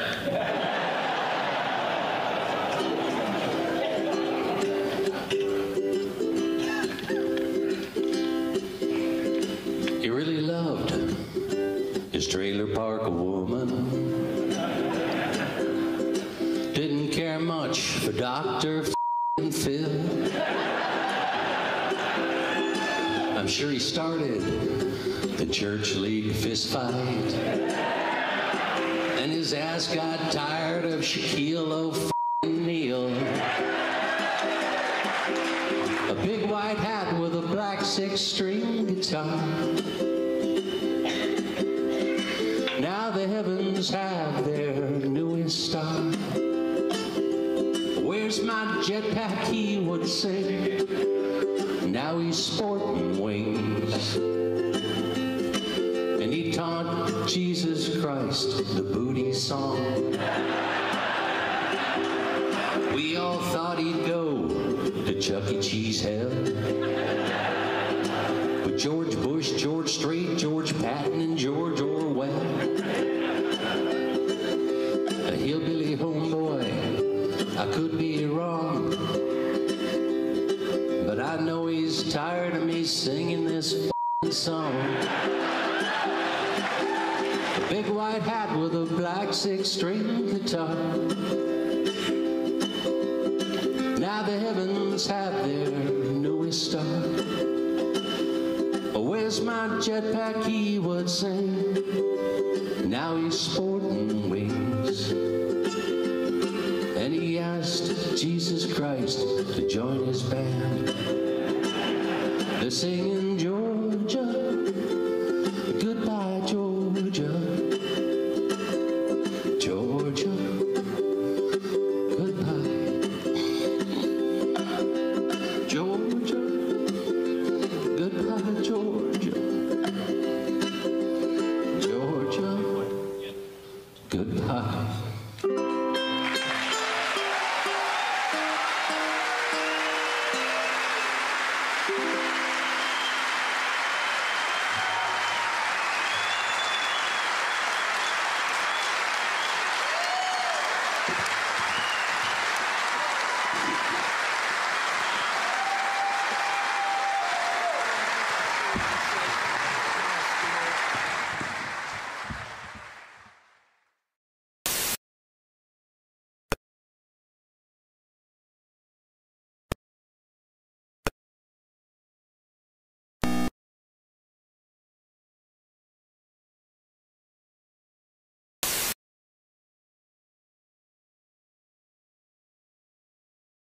Annual winter count in 2020 recorded fewer than 2,000 butterflies.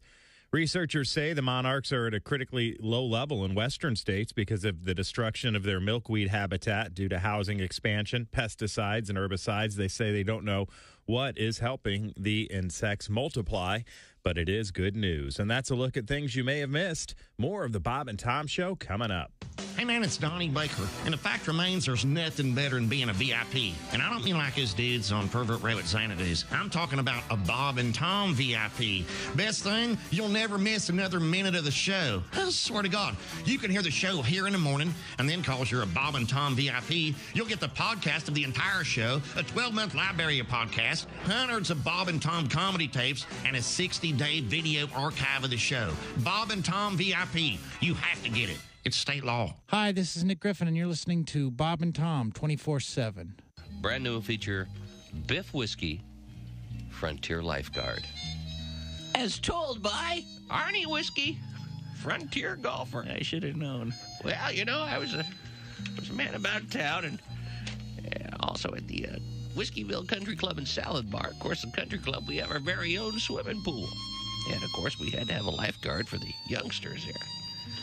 Well, we hired a young fellow named Biff Whiskey, and he was the lifeguard, you know, at the pool. Well, this young fellow walks up to Biff, and he goes, "Excuse me, Biff, but what's the best way to teach a girl to swim?" Well, Biff says, "Come here, young fella." He goes, "Now, here's how it's done. First, you walk her slowly into the water, all right? Then you put your arms gently around her waist. Then you rub your hands delicately up and down her arms. Then just got to lean over and softly kiss her on the neck." The young fella says, wait a minute. I'm teaching my sister." He goes, "Oh, in that case, just push her in the deep end." Except in Kentucky. Jeez. I knew I should have held my ears for that. Thus concludes another exciting quick episode of Biff Whiskey, Frontier Lifeguard. Thank you very much. Essential Morning Radio. All day and all night.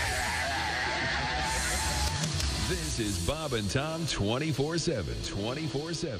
Good morning, sunshine. Bob and Tom 24/7. 24/7. 24/7. 24/7.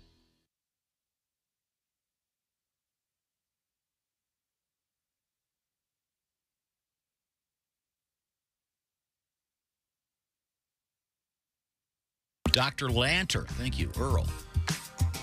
Welcome back to the Bob and Tom Show. This is Tom speaking. Chick's a little under the weather. He has departed. I think he's just sad because it was just announced that Tom Brady has retired. Yes. And, Chick secretly was hoping he'd be traded to the Washington Redskins. Excuse me. The Commanders. The proud leader. Okay, thank you very much. We have Christy Lee at the news desk. Oh, yes, you do. Over there in the IHateStevenSinger.com sidekick chair, resting the buns of one Josh Arnold. Hello. Ladies and gentlemen. Ace Cosby's ample rear is caressing a chair over there. Chick, please come back. Ace earlier this morning, that's how Ace referred to his butt. Because we had a world record we never got to about a woman who can... This is hard to explain on the radio. Explain after you announce Willie and please. My very handsome son, my very handsome and very funny son, Willie G, right there. Aww. And Willie may have a surprise for people coming up. How about your stepson? Pat? And then the only... Your dependent number one. I have coined the word adulting. Here's the sentence using the word adulting. Pat is one of my only friends who can't do anything that involves adulting. Well, that is very true. I know. Change a tire, make an omelet, pay a bill. Change a furnace filter, nothing. These are things that happen. This is Tom speaking. Ace, we were talking about butts. And no, we were earlier because I like big butts, and I cannot lie. Thank you very much. Other brothers can't deny. Woman in question, how do I describe it? She's using a hula hoop. But she's bending, she's sticking her butt out, and she's twirling her hips so that the hula hoop's on the back of her. Yeah, so the hoop, around her if butt. you looked at her from the side, the hoop is vertical. Yes. It's like if you're spinning a key ring around your finger, but Except this is it's a her hula butt. hoop around your ass. Mm-hmm. Yeah. Oh, very descriptive. Thank you. You're welcome. And there's no way I could do it, you could do it, you could do it. Well, I think if you got the motion down, you could do it. You just have, it's the motion. No, you have to have a butt for it to latch on to. Right. Well, if you bend over, your butt sticks out, no matter if you have a butt I have or the not. ass of a Lego man. It's not. There's nothing going on. Yeah, I have the ass of that thing at used car lots, the streaming up and down, the thing, that guy. But Ace has I think we have a. How did you refer to it, Ace? What? Your buns. Ample behind? Yeah, see, and so I use the word ample, referring to Ace. That's perfectly acceptable. Okay. He has coined the term. I know, but then you went on to say the buns were caressing his seat or something. It was just. It was creepy. It's creepy and weird. I'm clenching right now. Do we need to play a song? No. Inagata Davida, perhaps? we need to move. I didn't send you this story, Christy, but it's so weird. Do you mind if I read it? Please do. I don't know what to make of this. This is from the BBC. Sorry, Ace. Yeah. Headline, Hong Kong to lift ban on hamster imports. Officials in Hong Kong are lifting a long-time ban on the importing of hamsters. The city banned the import of hamsters following an outbreak of the Delta variant of COVID-19. Boy, I wish China would ban the export of viruses. Oh, joke. So the rule, if you want to get a hamster, apparently they had to get rid of some 2,000 hamsters. Oh, and you know they didn't. Baloney. How'd they get rid of them? Well, I did. They think the hamsters had COVID-19? I don't know. It just says they culled the herd here. Oh, boy. Good news for snake owners in Hong Kong. You can take care of your hamster. Okay, Christy, back to you. You had another story you wanted to do, Mr. Beast or something? Oh, this is a great story. Who's Mr. Beast? I don't know. He's a YouTuber. Yeah. Okay. You give him the lowdown on this guy. He's a YouTuber. He does a lot of crazy stunts on YouTube, like dropping a car out of a helicopter or something. Whoa. Jumping over school buses in a car. He hangs out with his buddies. Does a lot of charity stuff, too. Yeah, he's got millions of followers. All right. This is a really cool thing he's doing. He is trying to help 1,000 people that have various serious eye issues, including near total blindness, by spending a lot of money to have surgeries performed. He's already started with an ophthalmologist named Jeff Levinson. Wow. It's called the Gift of Sight program. Nothing funny here, by the way. I'm sorry. I just think this is a great story. And they're treating patients in Mexico, Honduras, Brazil, Vietnam, Jamaica. That's incredible. Yeah, helping people with the serious eye issues. So I just think it's a great story. It is. Congratulations to Mr. Beast. Yeah, it's very nice. Yeah, just a good thing. It kind of reminds me of Jimmy Pardo does that annual sort of what do you call it, podcast-a-thon or whatever it is. For Cleft Palate. Cleft Palate, just to, because there's obviously another great cause. Smile Train. That's what it's called, right? There's so many great charities out there. Yeah. But just drawing attention to something that like this that can be really easily certain things like cataract removal is relatively simple in the grand scheme of things when it comes to eye surgery. So bravo to not always widely available and are financially possible. So bravo to this guy. I think it's a great thing, Mr. Beast. It's good to hear a happy YouTuber story. Yeah, my mom used to always call our dog Duffy. She always called him Beast. Really? Yeah, he was like a 50-pound golden retriever. Come here, Beast. Sweet little doggy. I'm sorry, Christy, back to you. Well, good on you, Mr. Beast. Yes, good on you. This old lady has the secret to long life. You want to hear it? Okay. Ms. Olive Westerman recently celebrated her 100th birthday with an afternoon tea with her fellow residents at the Dewater Grange residential home. All right. Ms. Westerman told the Daily Mail, quote, "Avoid talking to strange men and you'll be just fine." Really? She added that her job as a nurse has kept her young at heart. And that's her secret to longevity, not talking to strange men. Does she mean strangers as in you don't know them or strange men? Strange men, maybe. Because talking to strange men, Christy, yeah, you're not going to live much longer. We certainly are strange. Yeah. Well, hey, I got some beef jerky in my trunk. You want to buy it? You want to avoid a guy like that. That's strange. Don't want to talk to that kind of guy. Right. I will not have you besmirch Jerky Jim any longer.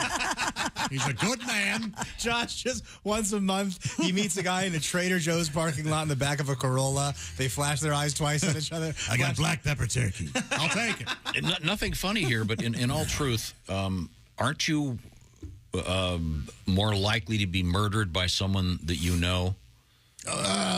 Possibly, yeah. Than by a random stranger? Seems like right. Yeah. Probably. Nothing funny there. No, well, but on topic.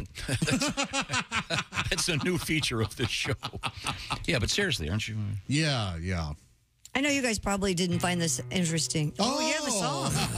So the secret is what, Tom? The secret. Well, this old lady. Let me look at the secret. This old lady said is not to talk to strange men.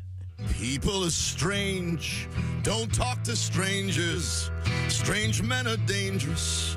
When you are old, strangers are evil.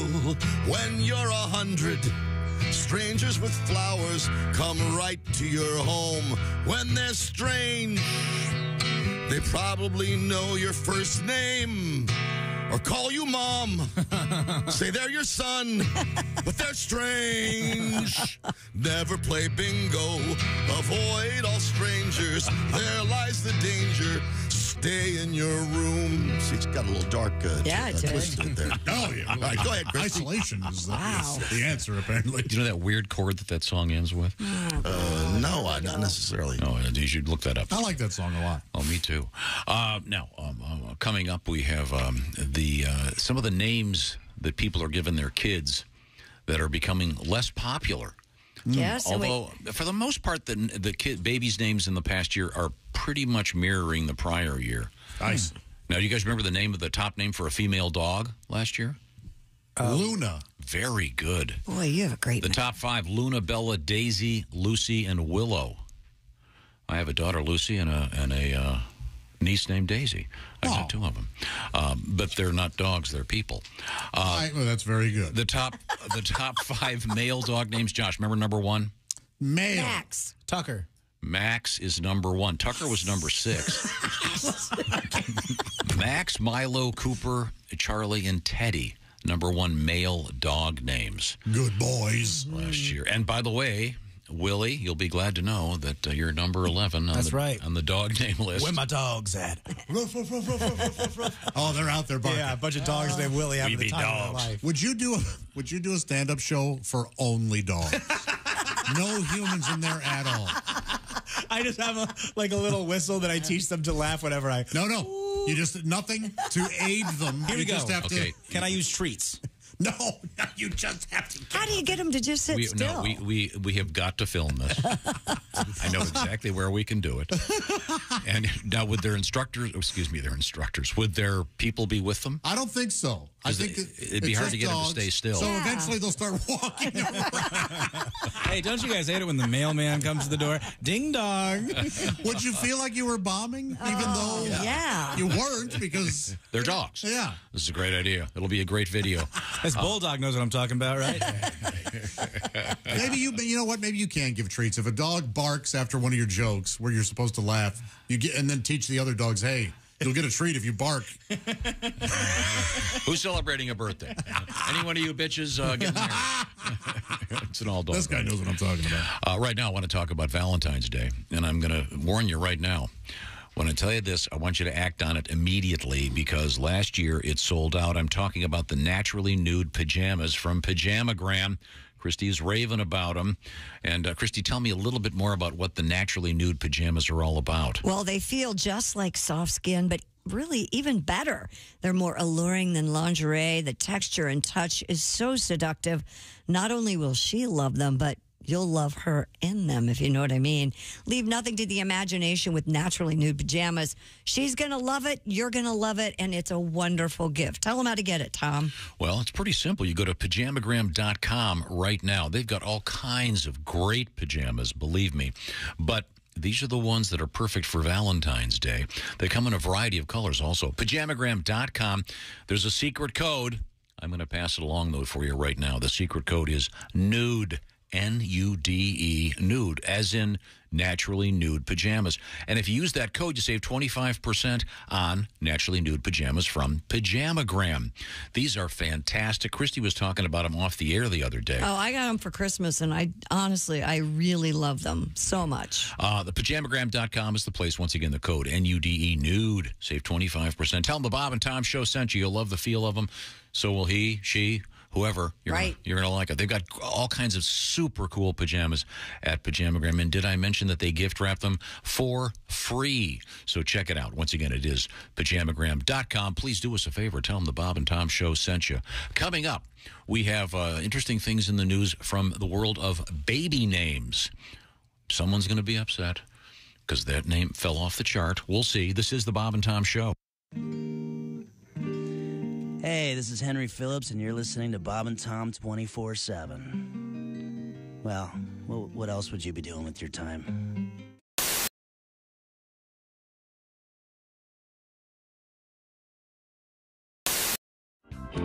What do you want to hear? Well, I was thinking what music you want to hear? I was thinking since it's summertime. Yes. And everyone's watching baseball, playing baseball. Do you know your softball tribute? Yeah, I can try to get through it better than I did the other one. Church League softball. Let's pull the key up. Great idea. There we go. Church League softball fist fight. Getting washed in the blood on a Tuesday night. What would Jesus do? Lord, he wouldn't do that. Knock hell out of a preacher with the softball bat. Well, the swinging shepherds from the sheep of the Savior were tied with the Sourwood Church of Christ, an example of some highly unholy behavior in a game that had already been protested twice. Something unbiblical must have been said for them to be aiming heat at a minister's head. Clocking the clergy ain't the thing to do, but neither's the high hard one on a 0-2. Church League softball fist fight, a bloody laying on of hands neath the left field lights, knocking out 4 teeth, getting a busted lip, ain't exactly my idea of Christian fellowship. Church League softball fist fight, rolling around the pitcher's mound, it just don't look right for nice people from the church and the Sunday school class to trade the cup of brotherhood for a can of whoop ass. Thank you. Tim Wilson.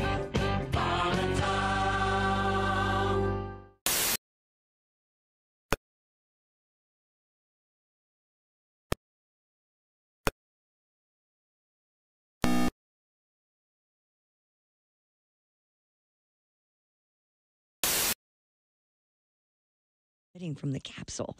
Portable search equipment was then used to locate it 6.5 feet from the side of the road.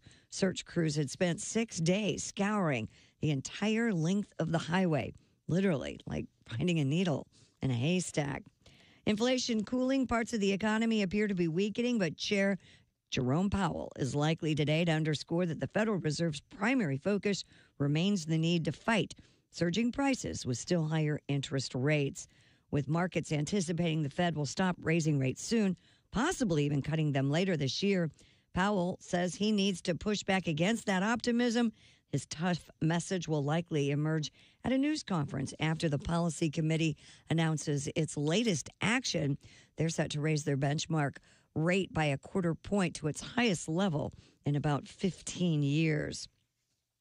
And 2 monkeys taken from the Dallas Zoo were found Tuesday in a nearby abandoned home after a mysterious disappearance the day before.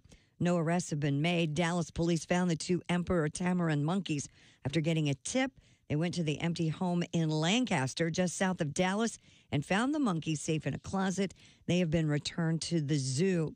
It's the latest in a string of odd events at the Dallas Zoo, including other cut fences, the escape of a small leopard, and the suspicious death of an endangered vulture. And that's your news. I'm Christy Lee. More of the Bob and Tom Show on the way. Things you hear on the Bob and Tom Show. All right, this magician, he gets his job on a cruise ship. So he's working his cruise ship, and he does his act every night. In the front row is the captain of the ship with a parrot on her shoulder. So every night he does his act. Well, by the 3rd night, the parrot starts figuring out his magician's act.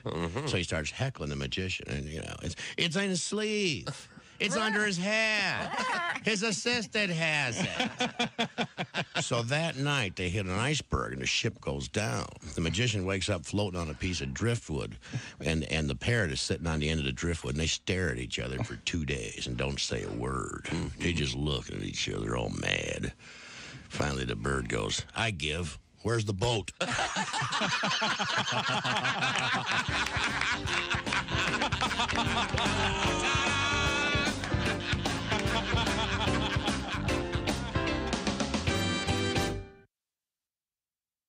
Ladies and gentlemen, Bob and Tom. Well, I tell you guys are making fun that sex toys have been gently used or come from scratch and dent stores. My mom Phyllis has a whole toy chest full of buzzers, and I bet you $12 they've all had previous owners.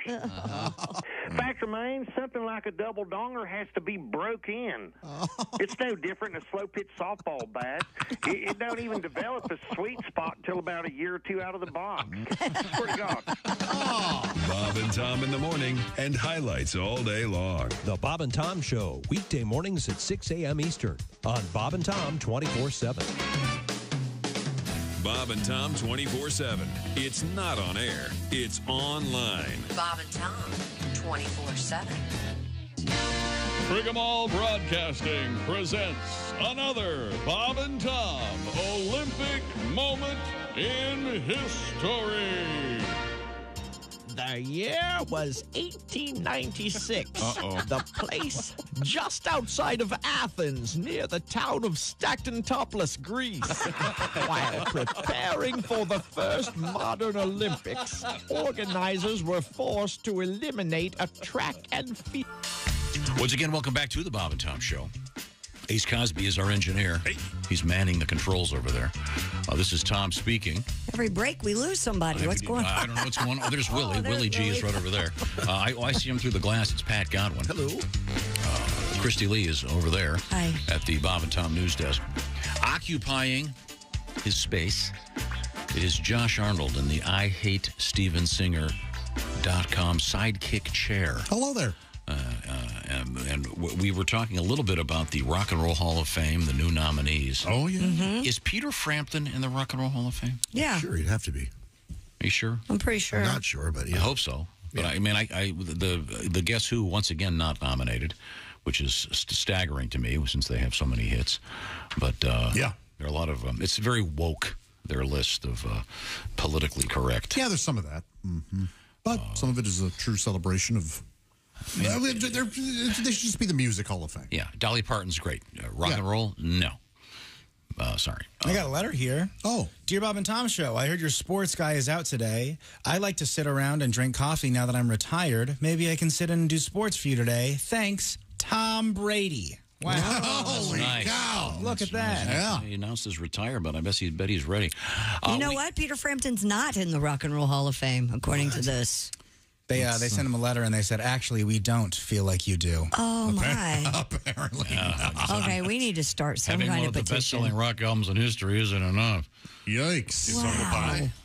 Are you sure? I'm reading it right here. And maybe he got in last year. I don't know. No, he didn't. Last year, we would have talked about it. It's kind of a joke when you look at some of the bands that are in there. It's a cool place, though. I enjoy visiting. Mm-hmm. It is a cool place. They have a right there on the water. It's what's cool. One of the cool things, you see the costumes. Yeah. You see that they've got this sort of, what do you call it, dummy mannequin. Some people very small. Wearing the Prince thing, and you go, wow, that guy was little. Yeah, tiny. Yeah, okay. Well, Christy Lee, what else have you got? Now I'm mad. Why is he not in the Rock and Roll Hall of Fame? He must have pissed off Jan Wenner. Oh, my God. It's just wrong. I can't imagine Peter Frampton pissing off anybody. Me either. He was the fastest guy in rock and roll. Yeah, someone just asked me who were the nicest people you've ever had in the building, and I said Dolly Parton and Peter Frampton. Dolly Parton's in the Rock and Roll Hall of Fame. That's what I just over said. Peter Frampton? It makes no sense. And I love her, but... Dolly Parton's in there. The scarves that hang off Steven Tyler's microphone are in there. They made it? Yeah, there's a lot of glaring omissions. Man. I had a dream about Kevin Cronin last night. Did you really? Yeah. Was he singing to you? He was like we were all doing an event together or something, and I was talking to him, and then my brother Jeff was sitting next to him, and they were both like typing on their laptops. How'd you hear about the event? I go, Jeff, you know that's Kevin Cronin from Mario Speedwagon. He's like, it is? I go, yeah. He goes, that's why he was practicing. He was like singing REO songs to himself. I wondered what this guy was doing. He's got a book coming out this year. All right. They're in the Rock and Roll Hall of Fame, right? Is it called REO Reed Wagon? That's what Bookmobile should be called.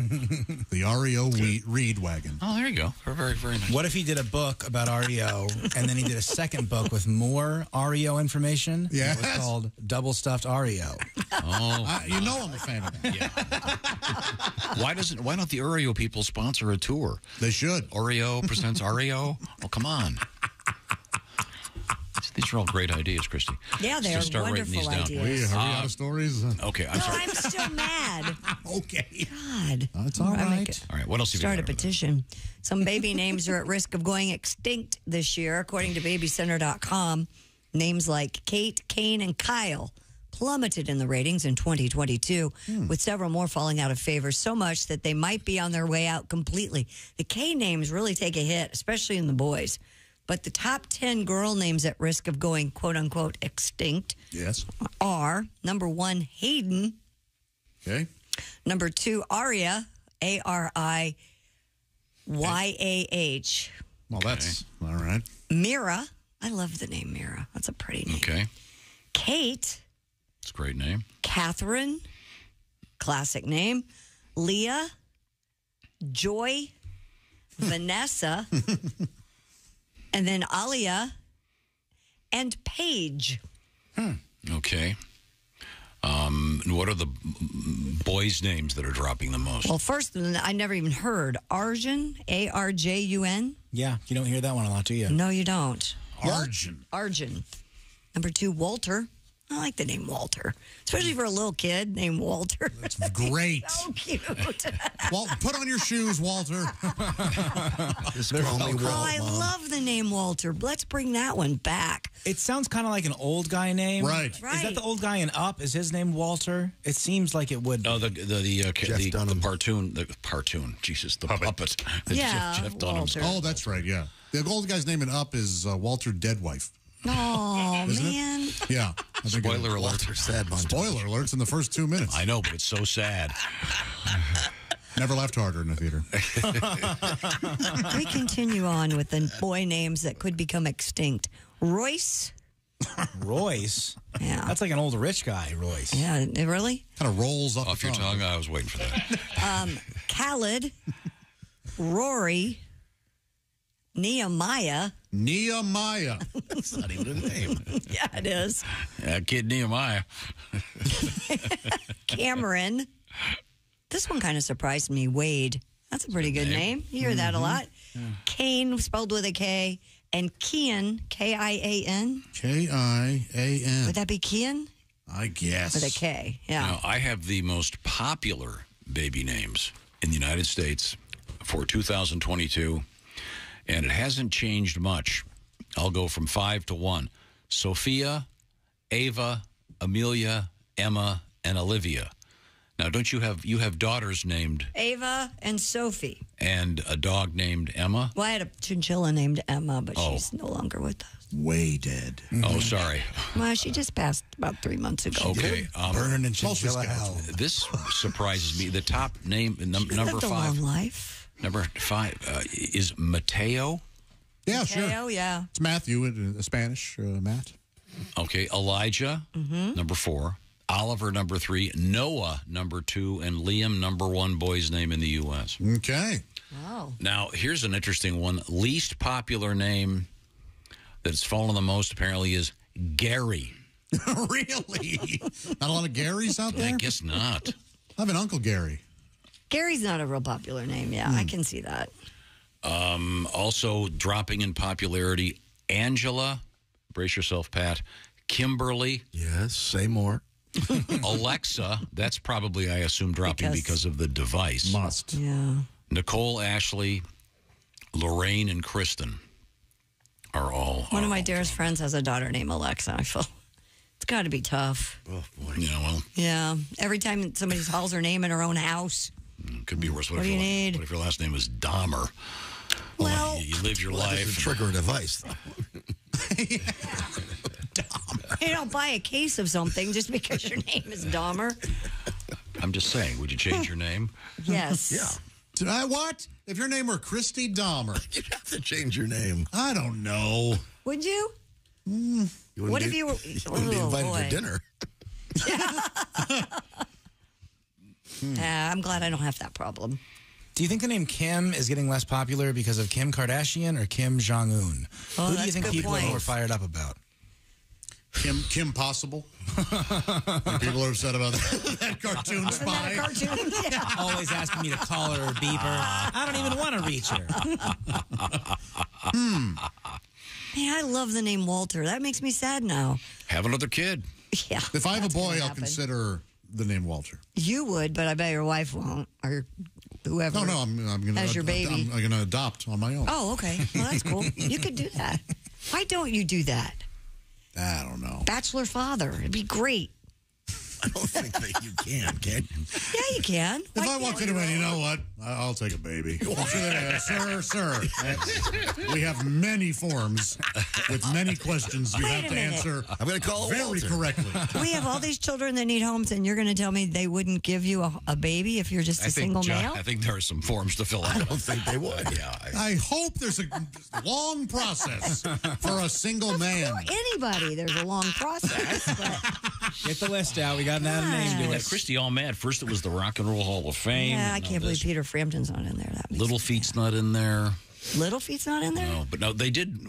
We were just talking about who they nominated, and I was glad to see Iron Maiden nominated. Warren Zevon. Yeah, Warren Zevon. he gets in. And again, what other Over band? Peter Frampton? Well, no, but What other band has a member of the band that can pilot a jet aircraft besides Iron Maiden? I mean, Buddy Holly couldn't fly an airplane. Hell, he couldn't even be a passenger in one and make it all the way. No, anyone? Well, I don't know what response yeah, you want to. what you want But I from feel us like on we're that. giving you what it is. Why didn't they name an airport after him? That seems inappropriate. Is there really a Buddy Holly airport? No. No. He's making Well, there's a JFK, but not a JFK Jr. Hey, on let's some rocky change the subject. It's for seaplanes only. I'm sorry, Christy. Are we A company that seeks to resurrect the extinct dodo bird and woolly mammoth Bring him back. Bring him is back. attracting investors for its ambitious plan. Willie can't wait to see him. I love it. I want all 90s shows rebooted, and I want all 19th century animals that are gone rebooted. The group known as Colossal Biosciences. That sounds like a joke. Yeah, see, that's the thing. That Right? name. Are you going to write a check that's yeah, it's to big jumbo puppies and other animals? I might. Big jumbo puppies? I like and other animals. The puppies are important enough to get specific about. Colossal Biosciences. Yeah, it sounds like a fake thing from a spy movie. Yeah. They first announced efforts to revive the woolly mammoth 2 years ago. This week, the company said it also wants to bring back the dodo bird. So the woolly mammoth thing, weren't they going to get like DNA. genetic material and then impregnate a regular elephant? I believe that's how they were going to try to do that. They're not a chihuahua. Well, after 2 months of gestation, the doggy blew up. The last dodo, a flightless bird about the size of a turkey, was killed in 1681 on the Indian Ocean island of Martalis. Marvelous. To date, the company has raised $225 million I'd like to see the books on from this. wide-ranging investors. I doubt it. Let me ask you this. Boy, you are just poo-pooing Are this all over. dodos necessary? Do we need them back in the ecosystem? I don't or- know. I think I'm this not a is scientist. this is step one to cloning people. Oh, boy. That's not, you're messing with things you shouldn't.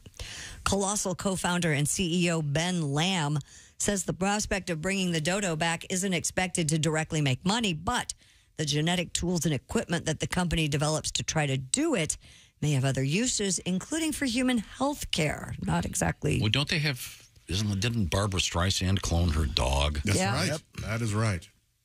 So yeah, Good for you, Babs. Yeah, they got extra kids in the world for Josh to adopt, and plenty of dogs. Yeah, plenty of dogs out there. You don't clone yours. No. What a hero she is. Haven't these people ever seen Jurassic Park? Apparently not. They simply don't get it. Yeah, this is going to go wrong. The dodo birds, they're really cute, though. They're kind of funny. It seems like a woolly mammoth could cause a lot of trouble if we bring it back. Sure. The dodo bird would just get into silly fun business. But isn't the term dodo? I mean, It sounds like bungling or dummy. you're a dodo head. Wouldn't like Archie Bunker call his Yeah. wife, "Oh, you're a dodo"? Emotional abuse. Poor Edith. One of the stock comedy tropes of 70s sitcoms. Oh, Archie. If you're going to bring something back, like you say, the pedestrian stuff, bring back, I don't know, the McRib. Yes. Not the dodo bird. Unless we can eat dodo. Oh, what if some fried dodo? That's the secret of the McRib, is that it's made of dodo, and McDonald's had to keep it under wraps the whole time. So my concern is when they try this, they're also going to bring back, I don't know, smallpox. Hey, this is really great. Have you seen the dodos? Yeah, they're carrying a disease that hasn't been around for quite a while. Well, quit messing with it. Bring back rock stars. Yeah, who do you want? Oh, boy. Yeah, bring back Jim Morrison. Bring back Ray Manzarek. We're Reform not the bringing Doors people back. with a bass player. Well, if we can, You're we'll, not God. We'll have the technology. A bride in the Philippines. Don't bring back like the Cosby Show. That'd be weird. Well, Let him talk himself into that hole. Go ahead. You could. We have to do one of two things. Either not bring back the Cosby Show or bring back the Cosby Show and erase Hannibal Buress from existence. Oh, I love Hannibal. So do I. So I say. Okay, yeah, we'll keep. You can only get one. Now, how about a saber-toothed tiger? They don't have those anymore, do they? Nope. No, they don't. Those, I'd love to see some. Those are cool. Oh, they'll poke you with their saber teeth. They're gonna get you. Yeah. You're not gonna see what's her name. What are those two dudes' names? I guess they're both dead. Siegfried and Roy. Fraudy and Teicher. Oh no, Siegfried and Roy. Yeah. Fraudy and Teicher, weren't they piano players? Fraudy and Teicher were piano players. Sorry. Yeah, Siegfried and Roy. Can you imagine if they walked out with a saber-toothed tiger? You could probably get a fake one. You could just put like tusks, dental implants. Oh, stop. I bet some billionaire's working on that right now. Sure. He's also having a horse turned into a unicorn. Just screw it right in. It'll be fine.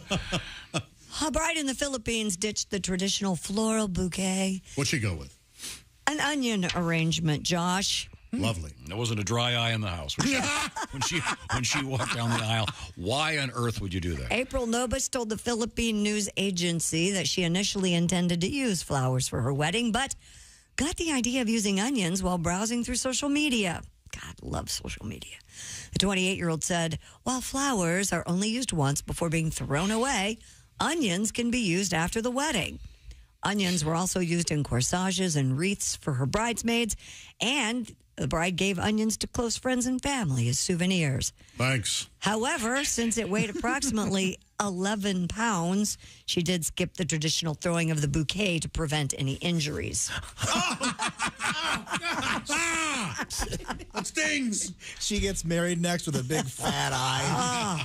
I hope that the best man handed the groom an onion ring to put around her, to keep with the theme, but to put around her finger. That's odd. It is odd. Catered by the Outback Steakhouse, of course. Certainly. Oh, you got a blooming onion? You kidding me? Images for onion bouquet. There's quite a few Are of they them. pretty? Well, here's the one that the woman carried was like looks like a bunch of grapes, like big grapes, like a. Yes, it does. What do you like? If you strung a bunch of onions together, It really does look like a giant bunch of grapes. Look. Yeah. Did they like bedazzle them? Doesn't look like it. Or that'd be vidazzle. They look like red onions. Vidalia, what is it? Yes. Right now, I want to talk about getting a proper gift. Sure, you can give your sweetie a bag of onions. Yeah, tell us how that goes.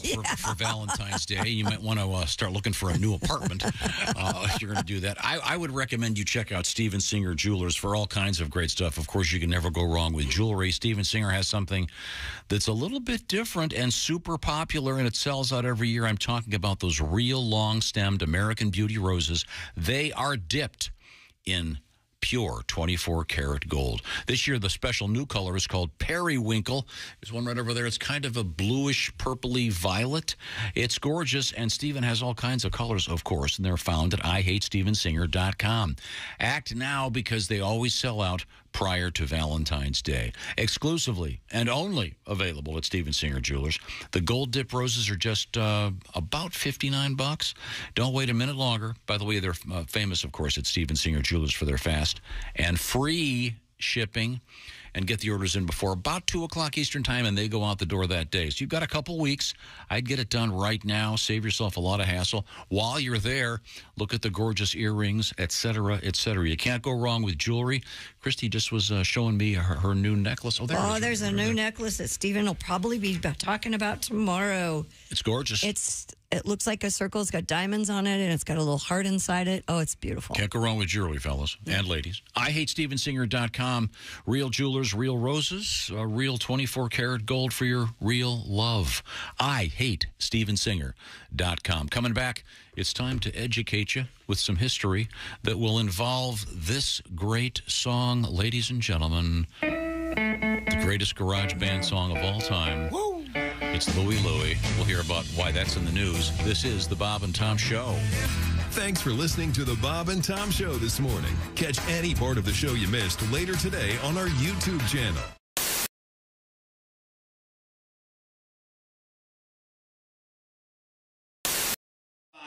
Chick McGee.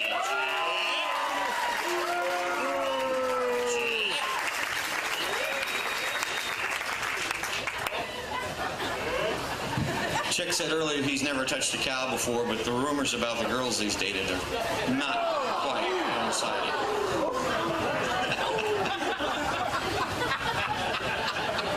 And ladies and gentlemen, a warm round of applause for Belle and her people.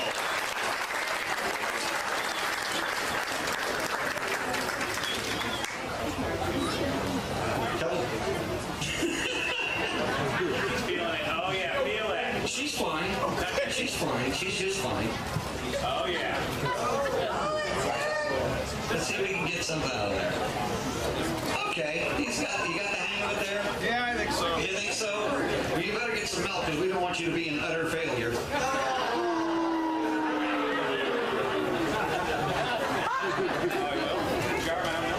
All right. You ready? Get set. Go.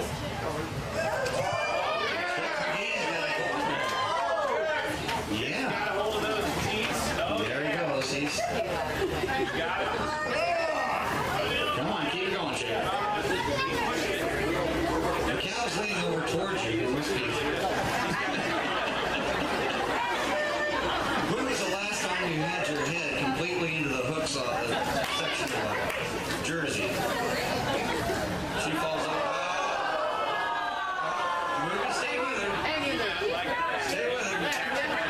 Hold her back.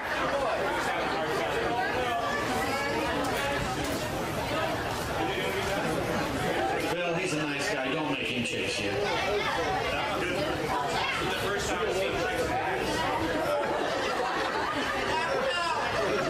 wonder, Tom, did he lose a bet or something? 5 seconds. Come on, Chick. And time. It's over, Chick. You're all right.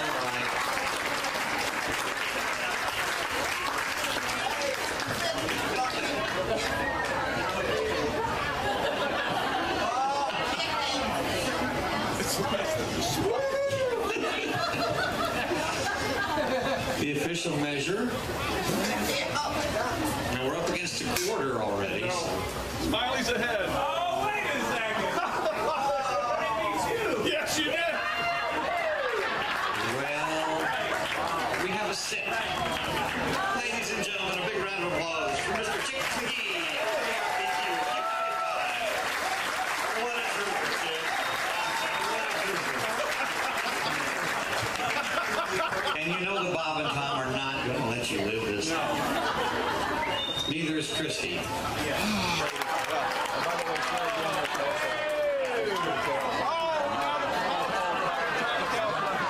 You got a half, he got a quarter pounder. How do you like that?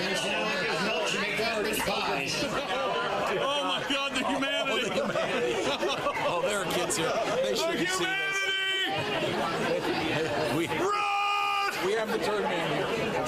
It's under control. The turd man is All right. Okay.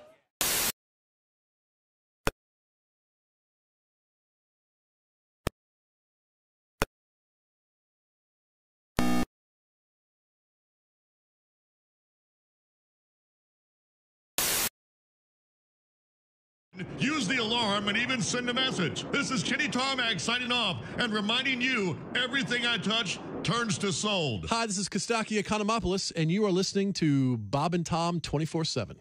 Rick Schrader is our guest. Rick is a newly married new dad. Yes, I have a 4-year-old daughter now, she's a doll. Her name's Maya, and she's beautiful, but I'll tell you, she's fallen under the sway of the evil purple one. You mean... Yes, Barney. That's Barney the dinosaur? Every morning, I love you. I haven't digested a breakfast in a year for listening to Barney on the those amazing robot Stepford like children they have surrounding him and the realistic portrayals of kids. Hey Barney, let's clean our room and then pray. They get these kids. Off the Mouseketeers directly to Barney, and it's amazing. The kids love Barney. Mm-hmm. They love him. Oh, yeah. That's going to be the next Waco type disaster. Barney and his followers in a Quonset hut outside Dallas. Sharing means caring, Billy. So strike the match.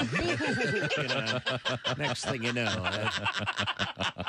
polyurethane Barney suit goes up like tinder.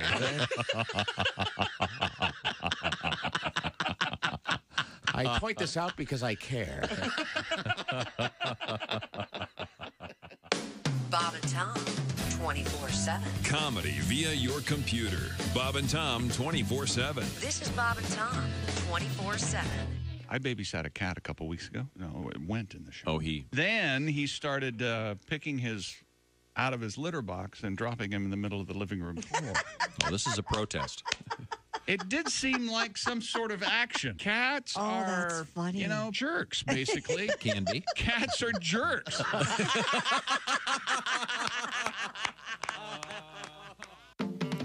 It's time once again for people who suck at small talk. Hey, nice weather we're having today, don't you think? Yeah, it is rather amazing the cyclical manner in which meteorological trends manifest themselves. Jeez, sorry I asked. Join us again next time for people who suck at small talk. Jeff Rothband is our guest. Jeff is a fine comedian. I actually had to do that once. What? Be a pallbearer, and that, Oh, my that's God. heavy. Yes, That's a it's heavy heavy. job. Yeah, I actually had to go to a funeral, and I was asked to be a pallbearer, and I always a pallbearer. Never the corpse. Hi, this is Bobcat Goldthwait. Fun.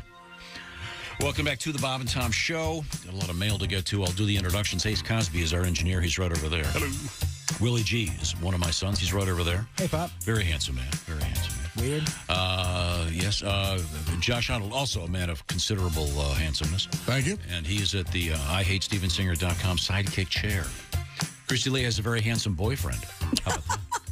To keep with our theme. Okay. Isn't that nice? Yes, that's very nice. Let's see. Chick B is a very handsome man. He's a little under the weather.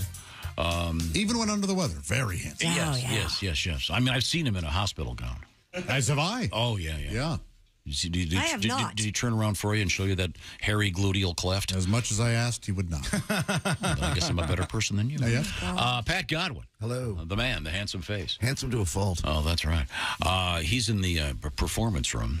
We've been talking about a lot of things today. Tom, you're handsome, and isn't the adverb used before somebody says handsome when describing you devastatingly? Oh, well, that's a nice word. I'm not sure if that means that they're blind.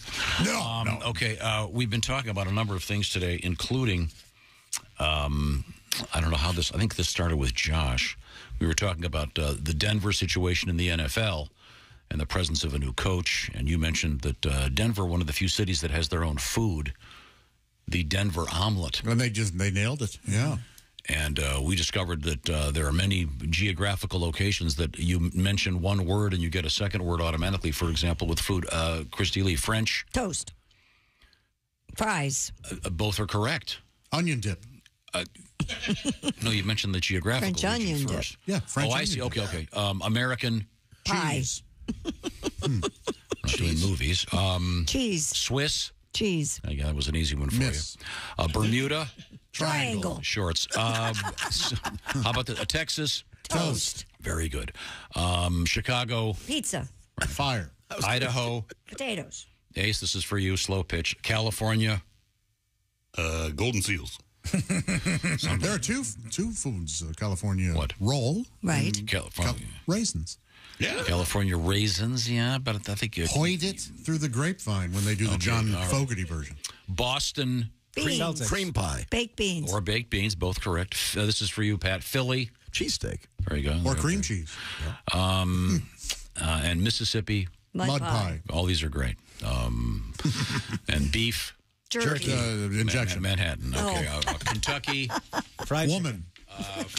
Bourbon Derby. or woman or. I thought we were talking about things we want to eat. Okay, very good. And of course, I mentioned Mackinac Island, and of course, it's Mackinac Island fudge. Straight. And you forgot about one of their famous pasta dishes. What? Mackinac-roni and cheese. How could you forget that? There has to be a restaurant up there that serves that.